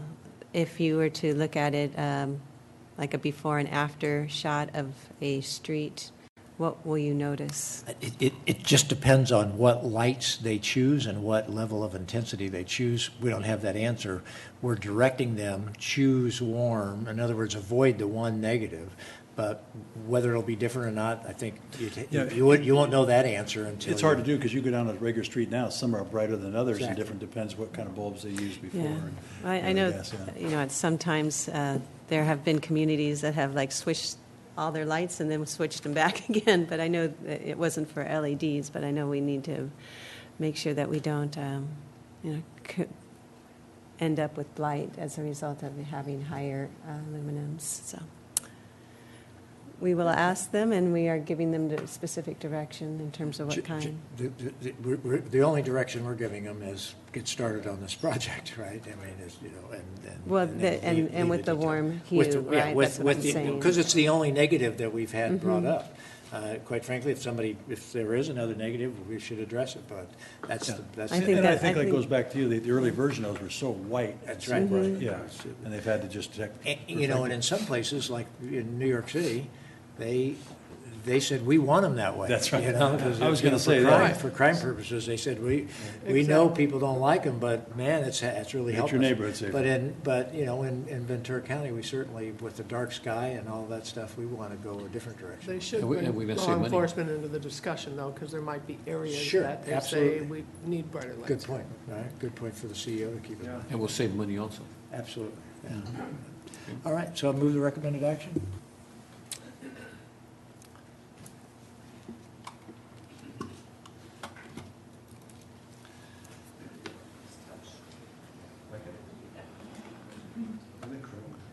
That is approved, and we'll go to item 55, and this is the Golden State Finance Authority, and Ms. Madden again. Good afternoon now, and I was remiss in wishing Kathy happy birthday. Okay. Well, then I think that warrants a motion.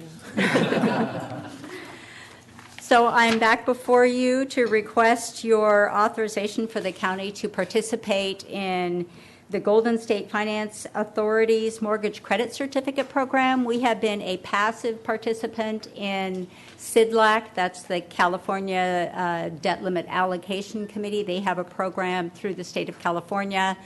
And we have been a passive participant, meaning we have a link on our county's website that just pushes people to the state, and then they fend for themselves to get their applications through in that process.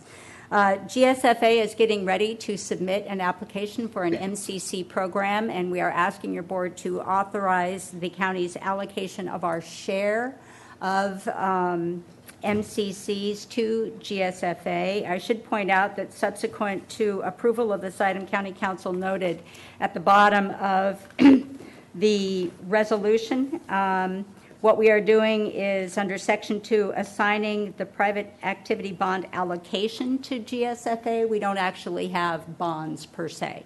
So that's the only correction to this item. If you have any questions, we do have a representative from GSFA here as well. Are there any questions from the board? Not seeing any? Thank you. Need a motion with a correction? A motion with a correction? We do have the motion and the second. Wish. Happy birthday. Thank you. And that is approved. We'll go now then to our item 56. And Sean is here for that. Thank you. Good afternoon, Chair Parks, members of the board. Happy birthday, Supervisor Long. CEO, Mr. Powers. I'm Sean Otten, your Human Resources Director, and today we're recommending that your board adopt a resolution to establish 15 classifications related to the fiscal classifications and their salary ranges, and to also delete 13 classifications that will impact non-represented positions. By way of background, I bring this to your attention because in 2014, CPS HR, an HR consulting firm with public sector experience, was retained by the county to conduct a study on the county's fiscal classification structure and total compensation.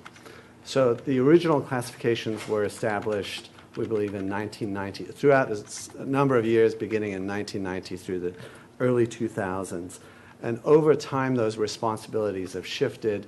There's, we believe, too many classifications within those series. There are about 35 classifications. The distinctions between the classifications are not entirely clear to management and employees. So CPS HR was retained to review this, and as part of their whole job analysis, they essentially interviewed the managers within departments as well as many employees. In fact, they got position description paperwork from each employee in their positions. As a result of their analysis, they have recommended, and we put before you, the creation of a series of new job classifications that are consistent in the family structure. There's a reduced number of classifications with clearer distinctions, and the salary rates more closely reflect the market at this time. With your approval, this action for non-represented employees, once they're established, will move 61 employees whose job duties warrant. They'll be reclassified into the new classification structure with higher salary ranges. 4 employees will be grandfathered into their current and existing job classifications. With turnover, as we hire people terminate, as they promote, all of those folks will go into the new classification structure. So the existing classifications will be phased out over time. Finally, we're currently in discussion to do the same thing with the SEIU regarding these same recommendations. And we'll return to your board to request approval for the establishment of those classifications, SEIU classifications, and delete the applicable classifications that they're in when an agreement is reached. It's anticipated that the fiscal impact associated with this action, the non-represented employees, will be approximately $537,000. The source of the funding is in the various departments, so that from various sources. We don't believe that this will have material impact on the funding status of the retirement system. With that, I'm available to take any questions you may have.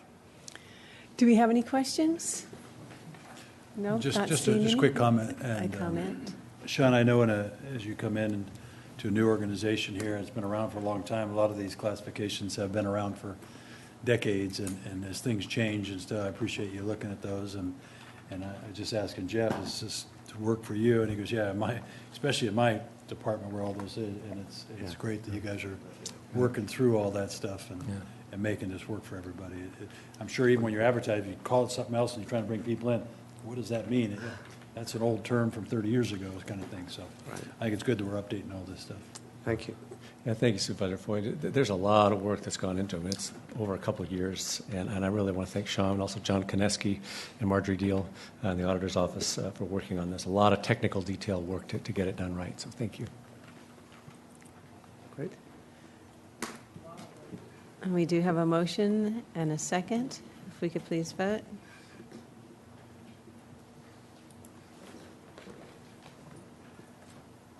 All right, that passes. And now we have Matt Carroll. And item 57. Remember that first few minutes of his original presentation? He can go right into the middle of it. It's not that I was anxious. I was buying time for Chris Cooper, who wasn't here. So anyway, Chair Parks, members of the board, CEO Powers, Kathy, we've arranged birthday briefings over lunch in the back for you today, unfortunately. They're the same briefings you hear each time. So with regard to agenda item 57, it's to bring two draft grand jury report responses to you. The first one is the annual detention facilities and law enforcement issues, and the second is the exempt employees administration leave report. And these are draft responses for your board to consider, and if you have changes, we'll make those and submit them on your behalf to the presiding judge. So with regard to the first report on annual detention facilities and law enforcement, responses were requested from both behavioral health and probation agency. They did in fact provide those responses. Those are in your packet today, as well as a copy of the sheriff's formal response. In general, the responses did agree with, wholly or partially agree with the findings regarding the facilities at the county, the detention facilities, of which only one minor issue was found, and that's been addressed or at least responded to. And then mental health issues, as well as impacts of Prop 47 and AB 109. The findings were concurred with, as well as agreed with the recommendations going forward for the most part, for the most part on those. So with regard to the exempt employees and administration leave report, the report touched upon the complexities of classifying employees as exempt versus non-exempt, and recommended, among other things, that the county consider classifying all their employees as non-exempt to avoid potential fines associated with misclassification, as well as address the perceived potential issue of abuse of administrative leave. In our response that was prepared by Mr. Otten and his team, we indicate that there really is no evidence of any abuse. 1/5 of 1%, 0.2% of time reported for exempt employees is administrative leave. So we don't believe there's an issue there, and there's a real cost associated with paying overtime if we were to suddenly take all those exempt employees, classify them as non-exempt. We also did clarify there's a policy for exempt employees that says if you work less than a day, a full day, you are expected to only be paid for what you work, but it gives exempt employees an entire pay period to average that out. So most of our exempt employees work more than 40 hours, so if they attend an hour or two for a doctor, they can make it up in the pay period and not be docked for that. But if they don't, they're, according to that policy, not to be compensated for that time. So in essence, those are the draft responses. We have Mr. Otten and his team, as well as representatives from behavioral health here, and we had sheriff's folks here, but I think they've gone to answer any questions you may have on these responses. No questions. Matt, just I appreciate the efforts you have to go when you go through all this, and you know, it's great every once in a while. I know it's a lot of work, but you do see some of the things that people different set of eyes have looked at. So that's probably not a bad idea. Those are good things sometimes. But I just don't want to ever forget how much work you and the rest of your team have to put in to do all these responses and have to detail that. So thank you for doing that and being very clear about what we do here. Thank you, Supervisor, on that too. And I would just want to, appreciate the grand jury too for bringing these issues up. I mean, FLSA is a complex area where you can get in some trouble if you're not looking at reviewing the rules every so often. And I know that our HR department is very rigorous about constantly looking at these issues, but it's a very important issue to raise, and so we appreciate it. Thank you.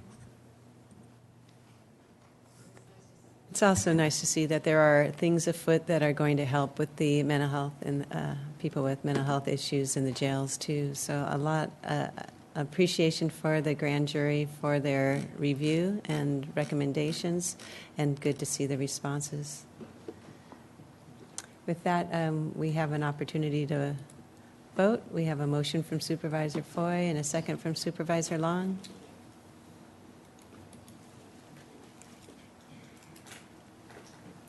Thank you. Thank you, and that passes. Thank you, Matt. And whipping right through this board meeting, we'll go to item 59 with Supervisor Bennett. Recommendation to appoint Claudia Armand. Yes. Yes, Claudia Armand would be a very effective person on the behavioral, excuse me. Claudia Armand would be a very effective person on the Behavioral Health Committee, and I would recommend that we approve her appointment to the committee. I'll make the motion. Thank you. Motion and a second. If we could please vote. And item 60 is my recommendation to reappoint Janice Gardner, the current chair of the Behavioral Health Advisory Board. Sure, she's committed to that. She does a good job. Yes. It's like having a staff person. Item 61 is Supervisor Long. Yes, putting forward this recommendation to our Civil Service Commission. Patricia Parham reached out to me asking to serve. She has more than 30 years of experience in human resources management, including relevant experience as Secretary to the Ventura County Community College District's Personnel Commission, and she'll bring great skills and passion to service. That's my motion. Thank you. We have a motion and a second. If we could please vote. And See, I'd to like Supervisor Foy. to reappoint Cindy Pandolfi to the El Rancho Cemetery District. She's a glutton for punishment. All right. Reappointed. And that's 62. And we could then, please vote. We'll go Same to. thing on reappoint Jerry Harris to the Behavioral Health Board. Okay, that's item 63. Yep. If we could have a motion and a second. And this is to reappoint Jerry Harris, who's been a long-time member, contributes significantly. We also have a correspondence agenda. If we can have a motion. We'll do it if we can get it done. Yes, the mayor from Orlando thanking us for our offer of sympathy for the killings. We haven't done our board comments, so why don't we finish them? And Supervisor Zaragoza, are you ready? Yeah, thank you so much, Madam Chair. Just like to share that this last week, I attended the 8th Annual La Colonia 5K walk, keeping family members healthy, and they do Zumba classes and healthy foods. And I want to thank Rigo Vargas's staff, Selfa and Sylvia of Public Health. They did an excellent job. Also attended the Boys and Girls Club of Oxnard and Port Hueneme, 11th Annual Cheer for Days for Children, for kids. They had, Madam Chair, Supervisors, about 2,000 parents and children there at the 5th Street event. And I want to thank Erin Antrim and her staff for doing an excellent job. And also, when I was there, I got the flu shot with Walgreens. If you get a flu shot, if you buy one, they give somebody else a free shot, a needy person, they get a flu shot. So I was there to do that. Additionally, I had a resolution for Jesus and Soledad Sandoval. He is 101 years old, and Soledad hopefully is going to be 100 years there by the end of this week. They've been married for almost 80 years, and they live in South Oxnard. Just unbelievable.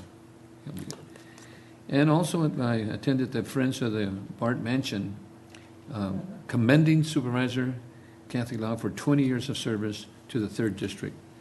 It was really a great event. You know, we went over and made some presentations, and it was just great to be there with Supervisor Long. I know you're going to get other accommodations and recommendations, but we got a resolution or accommodation from the 5th District. And happy birthday, too. And also, by the way, I have a video. I hope maybe the people upstairs has this video they'd like to share, or some photos more than anything else. And this is has to do with our champion graffiti volunteer. And I'll see if they can have those slides up there, the folks up, with some video. And I want to commend Marvin Booz. Marvin Booz lives in Oxnard, and he's been fighting graffiti for years and years, and has done an excellent job. And I'm not sure if we have those videos, but anyway, the photos. But we have some graffiti that was removed over on Santa Clara Avenue and also in Frederick Road in 9 acres. And I want to thank the probation department. There we go. Here's the before. This is and look at the graffiti. It just and this is the canal that runs along Santa Clara Avenue and Frederick from Del Norte. I think it's 118, from 118 all the way down, 118 down to the 101. But you can see that now. Look at the after. They did an excellent job. And see all the graffiti's gone. And I just want to thank probation. We talked earlier about our female young ladies helping out with the firefighters and so forth. My understanding is that we had about 8 young ladies and 1 young man that removed all the graffiti. So I just want to thank probation, the probation department, the sheriff's office, and Public Works for doing an excellent job. And then I have some folks I'd like to adjourn in memory of. And one particular individual is Patrick "Pat" Forrest, a true Hollywood Beach local person. Pat's parents built a second home on Hollywood Beach the year Pat was born in 1930. Spending summers and holidays there, he was converted to a true beach lover. I'm sure everybody knows Pat. After graduating from college with a degree in history, Pat joined the Air Force, where he served here on Santa Rosa Island. After leaving the Air Force, Pat obtained his teaching credentials in 1958 and was hired to teach at Camarillo High School. Pat was born a teacher who brought history to his life and for his students while teaching them to open their minds and to look at all sides of the issue. He met his wife Rose at a Hollywood Beach party, and from there on they lived for many, many years. And that was Pat. I'm sure that a lot of people knew him. Additionally, I want to thank, my mother passed away. She was 96.5 years old, my mother, and I want to thank all of you on behalf of myself, on behalf of my family. Thank you, everyone, for all your kind words and thoughts, and they were truly appreciated. Thank you so much. And that's it. Thank you, Supervisor Zaragoza, and our condolences on the loss of your mother. Thank you. She was a 365-day, 24/7 mother. I don't care. She was always there. Beautiful service. Thank you so much. Supervisor Bennett? Thank you very much. I'd like to ask the board to adjourn in memory of the people on this list. I'll call a few of them out. Howard Burroughs, born in 1913. He was a local philanthropist, U.S. Navy veteran, and all he wanted to do late in life was just see how many local things he could make happen with his contributions. So he's a big contributor to the Ventura College Library. The Children's Garden at the Museum of Ventura County was named after Howard and his wife.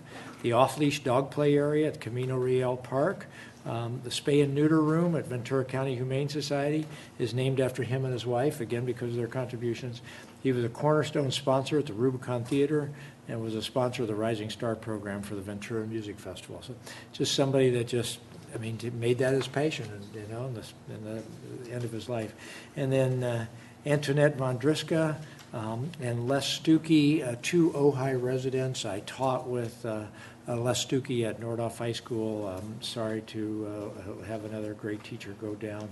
And then Paul Evans Jr., remember that iconic, one of the long-term heritage agricultural families here in Ventura County. And the other people on this list I'd like to adjourn in memory of. our foster health link system. Our foster health link system is computer technology that allows you to go on and makes it a lot easier for you to link up with all of our foster programs, et cetera. They won the Best of California Awards program at the sponsored by the Center for Digital Government that salutes technology projects in California. So really want to compliment them for that nice accomplishment. The other quick things I just want to mention is that 15th anniversary of 9/11 this past Sunday, a chance for us all to reflect on what's really important in life. I remember back then all kinds of people saying, you know, make sure you go home and hug your kids a little harder than usual.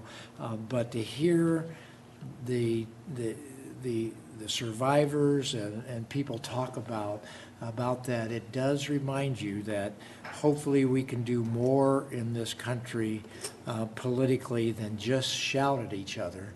We can disagree, we can be passionate, but we've got to find a way to communicate and recognize that there are other things more important than almost any specific political agenda that we happen to have, right? And that's these other bigger issues that I think were brought to light by September 11th.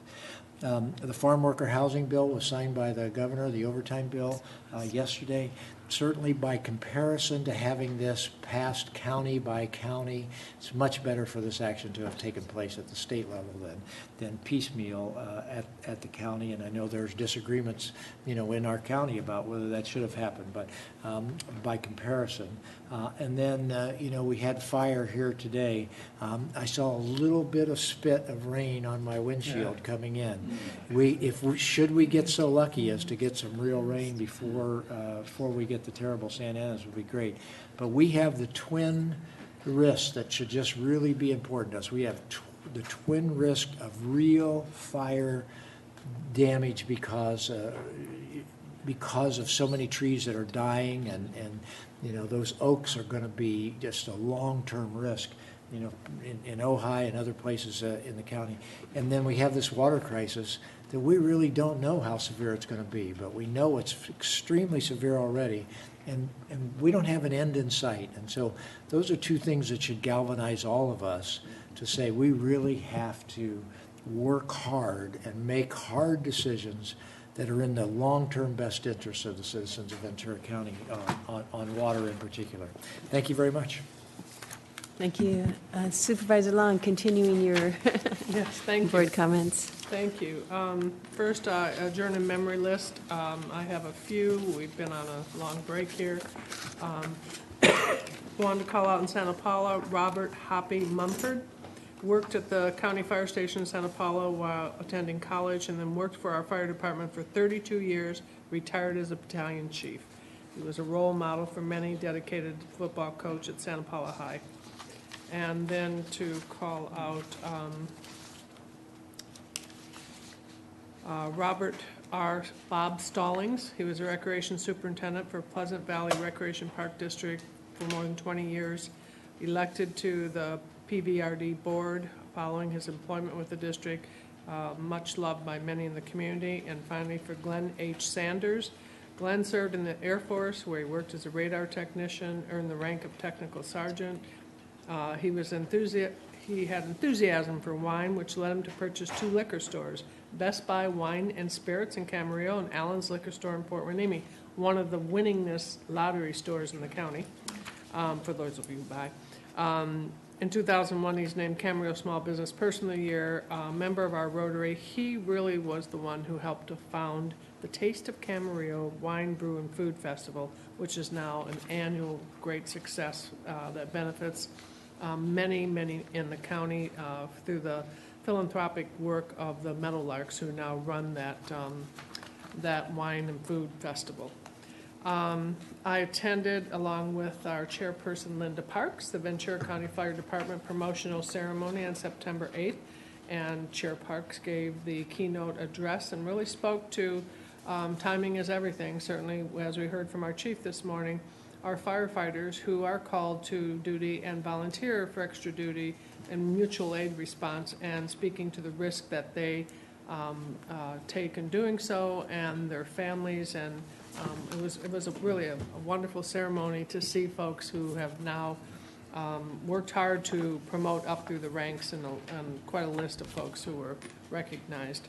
I'd like to also talk about the Promotoris Foundation. They've expanded the stress and wellness classes that are conducted by the Promotoris into Fillmore and Santa Paula. They're having groups for education and to destigmatize mental illness in the Latino community. And they're having quite a few sessions throughout the month. Santa Paula Clinic sponsoring the third Monday of each month, and Santa Paula Senior Apartments, and again in Fillmore. And it really is focused again on how to relieve stress from your life and how to have a healthier and a wellness approach to living. And another one, just to put on advance calendar, September 28th, Ventura County Behavioral Health will be sponsoring a marijuana conference. What future do you see? And it really is to continue the community dialogue on what we will be challenged with, both in the initiative and otherwise, regarding marijuana in our communities. And then another one coming up Friday, September 16th. It's a free conference out at our CSU Channel Islands, and it's Preventing Suicide, Help and Hope. Very much a significant conference to hold in our community. Keynote is Susie Faber Hamilton, a three-time Olympian and mental health advocate. I know it'll be a very engaging conference. We'll hear more about this, but the 2016 CSAC Challenge Awards competition, our county 2 programs are going to be honored with the Merit Award, the Service Excellence Program and the Sheriff's OES mobile app. Congratulations to them. And on our break, there was a significant arrest made by our Sheriff's Department, and it was on human trafficking. And it was at least 25 Chinese women who had been forced into prostitution. And our sheriff's office, doing a 6-month investigation, did just a great job in really busting up that ring. And it's something that we've all been passionate about in our county and will continue to be. When we think, and it's surprising to me how many residents or community members would say to me, we didn't realize we had this in our county. And so it was great work by the sheriff's team. I know they're very passionate about it. And then finally, I had the opportunity to participate in and speak at the Peace Pole dedication celebration at the Camarillo Public Library. This was a year-long project that was put together by a large group of people. They call themselves the co-creators, Peace Pole Committee, and they researched and then raised the funds, along with the support of the city of Camarillo and others, to have a limestone peace pole installed outside on the grounds on what is the southern side of the library property. And there was probably well over 100 people who attended this unveiling of the peace pole and the whole ceremony that went with it. It was just apropos, I think, to have it on the same day as September 11th. And really speaking about peace really begins with each one of us, and that we should all work towards teaching peace and practicing peace, and being a part of how do we get as a world to understanding that peace is the best path for all of us to practice and live. So the Peace Pole is beautiful. There's a lovely garden established around it. They're talking about an annual event. It was a nice way to recognize 9/11 also. And that's it. Thank you. Thank you, Supervisor Long.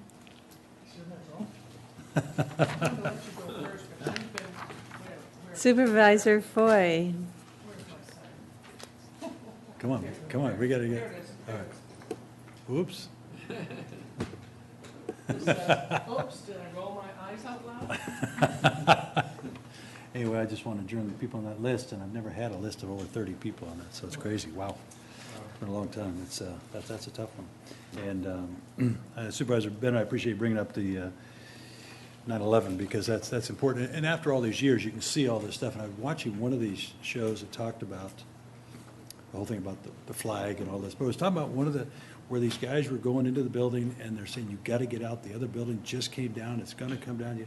No, but there's one more person I can get out, there's one more. And we talk about our public safety heroes that were here today, and those are the kind of people that I'm willing to risk whatever, because I don't think about my own life. I got to pull those out. It's just great to see great Americans willing to do that kind of thing. And can't forget all the different things that went on there. And it's interesting because we had the opportunity, we had a overpass that was named after a gentleman, a police officer, Mike Clark, the only one that's ever been killed in Simi Valley. And, yeah, and so, it took a while to get that done, and I appreciate congressmen and all the people, everybody getting this all done, the legislators, and it's just one of those things that people do step out and they do deal with that. And so anyway, it was just one of those things to deal with. So I enjoy that. And you talk about that marijuana thing, reading that recent poll, about 70% is where that polling's at. So most likely this is going to pass, and we're going to have to deal with some of those issues and how we deal with that. I know people are a little upset compared to where Colorado and Washington, they had some limits on trying to make sure that they understood the police and the sheriffs could deal with, what is over the limits. And so I know we have some other things that are going to be different here. So we've got a lot of things that are going to just change, with what we're going to have to deal with. So I think that's important. And again, as I Pentis on your trafficking thing, and I contacted him, and that was a great work, because you need to bring that out and be public with it, because a lot of people don't. They don't know, oh, no, that happens in other places. It's happening here, and we've seen a lot of that. So I think that's important. So it was good, very good. I appreciate that. And thank you, Rosa, for coming to see us today. You can go home now. No, we love having you. Thanks. Thank you. So you were closing in honor of over 30 people? Is that what you said? That's significant. I also would like to close in honor of a few people, but first I'll mention a couple of events I was able to attend. As Supervisor Long stated, we were at the promotional ceremony for the Ventura County Fire Department. That was always nice to see. I also had the pleasure of, on 9/11, of being part of a Peace Heroes Walk, the first that was put together now in the Conejo Valley by the interfaith community that has really grown strong, and it was quite the event. In addition to the speakers and presentations, the different members of the interfaith community had each chosen a hero who has spoke for peace and lined the walls and gave information about them. And it was just so educational. I learned of people I didn't know about and the major effects that they've had, mostly worldwide, but even some locally in our community. So that was a really nice event to attend. Additionally, at VCOG, which is starting to grow more relevant, I think, which is nice to see. I guess you try for long enough, and there's enough energy, and for whatever reason, it is. We had a presentation by our county about our economic vitality strategic plan, and they had requested, a county requested of VCOG to be a sponsor of the vitality, the economic vitality strategic plan, which I think is a really good move to have the other municipalities involved, because certainly that's one of the major points of it, is that we have the ability to help the economy region-wide and throughout our county, and with the involvement of the cities, it could be all the more powerful. And they did agree unanimously to be a part of that, and I thought that was a good sign, and I look forward to seeing the results of that. So now I do have a list of people who passed away, and I wanted to highlight a few, particularly one lady, because there's so much history when someone dies, and you can lose that, but you learn so much about our own history. So first, I just do want to close and honor the people of these lists. It includes Karen Meyer, who was a third grade teacher at St. Jude's. William Joseph Marks with the Naval Base. He was with an aeronautical engineer there, and also part of the Conejo Valley Flyers Model Club. And Robert Michael Beery also served in the U.S. Army in Korea and started his own company. Jack Murray, who was with the U.S. Army, and then became a reserve with the U.S. Air Force, but also William Joseph Malecko, who was an immigrant from Poland and a nationally recognized expert in space launch vehicles, and received many awards for his work as an engineer and technical intelligence analyst.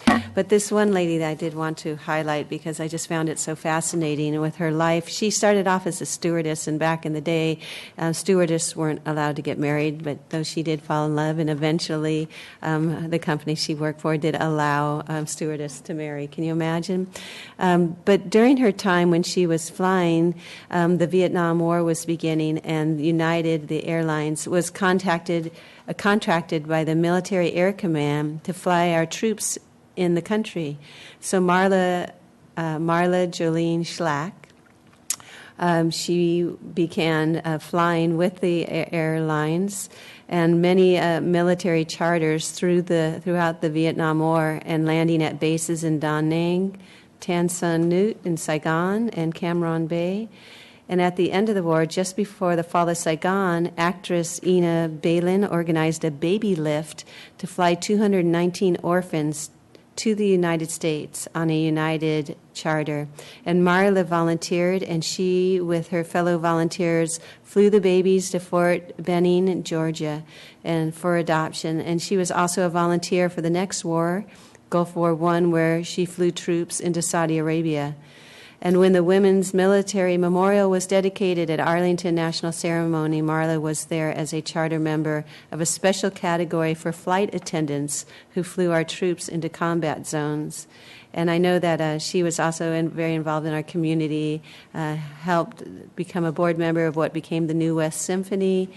She is a co-founder of the dog club Park and Bark, and with a Canal Recreation and Park District, and was also very successful and donated to the Park and Rec to help the Thousand Oaks Dog Park, and she helped put the fundraiser, the Howlers Ball, together. So just a fascinating life, and you learn about the history of things that we didn't know about. So I do ask that we close and honor the people on that list. That concludes my comments, and I'll go to the CEO for his comments. Thank you, Chair Parks, board members. I'll hit and move quickly here. A few items. I think hopefully you all saw that the Behavioral Health Department received a SAMHSA grant for $4 million for 4 years for Laura's Law, which is great work by Elaine and team. I attended on your behalf American Heart Association Gold Level Recognition Award to EMS, Fire and Sheriff Air Unit, and that's on their program to improve heart attack care and the timing and the outcomes. Dr. Salvucci initiated this about 10 years ago, and it's just had a great result, and just wanted you to be aware of that. I also attended the Medical Resource Foundation dinner. 2 of our docs were recognized. Dr. Deborah Thurber, who's our Director of Child Psychiatry. She's kind of quiet, but boy, does she do a great job. It was really great to have her recognized, as well as Gail Simpson, our infectious disease doctor for VCMC. A group of us attended MyCOP, the night of Oaxaca. Johnson Gill was there, Rosa was there, a lot of healthcare agency folks were there just to represent. It was a very nice event. Also attended with Supervisor Long the United Way Spirit of Community Impact Award dinner. She spoke very eloquently, and the recognition for Dr. Rush, of course. And then one of our own also was recognized with the Douglas Shively Award. And it was Jennifer Harkey from HSA. And she's the outreach and enrollment specialist from HSA, and so you hear all these, number of people qualifying for Medi-Cal and so forth. Well, she was on the front lines and leading that charge, and what an amazing job she did. And she got up, there's 400 people in this room, and gave just a very eloquent, beautiful speech. Yeah, I thought. thank you. She was. That was wonderful to share the evening with her. Yeah, really a remarkable person. Let's see, Green Belt graduation. Had our 23rd wave graduation. Paul Stamper did a great job leading that team. We also had our first Project Leadership Academy graduation. And this is where you go through this Project Leadership Academy, you get a project management certificate, and it was pretty neat. It's the first time they've done it. So 6 people graduated from Auditor's Office, GSA, IT, and RMA. So you go through the course, but then you also work with your mentor in the program to work on a project, to apply those skills to a relevant project that they're working on at the time. And we're getting great feedback about it. And then just lastly, attended the Cost Pacifica pre-groundbreaking for their capital project. So that's it. Thank you. Thank you. I just want to say that having the leadership project really helps reinforce, so it's not just talk, that we've got the Greenbelt thing, but that we're a continuous improvement, that we're actually trying to make it offer real opportunities for continuous improvement besides Greenbelt, but this is just taking yourself on and coming up. So nice work. That's great. And Madam Chair, also I want to thank you for that, because my staff's been attending that too. We have Lourdes has been attending, and Jesse's been attending also. So, good. Thank you. Good job. Great. With that, then, we are going to go into closed session. We don't expect an announcement, and we will just adjourn from closed session. So And then we have APCD at 1:30.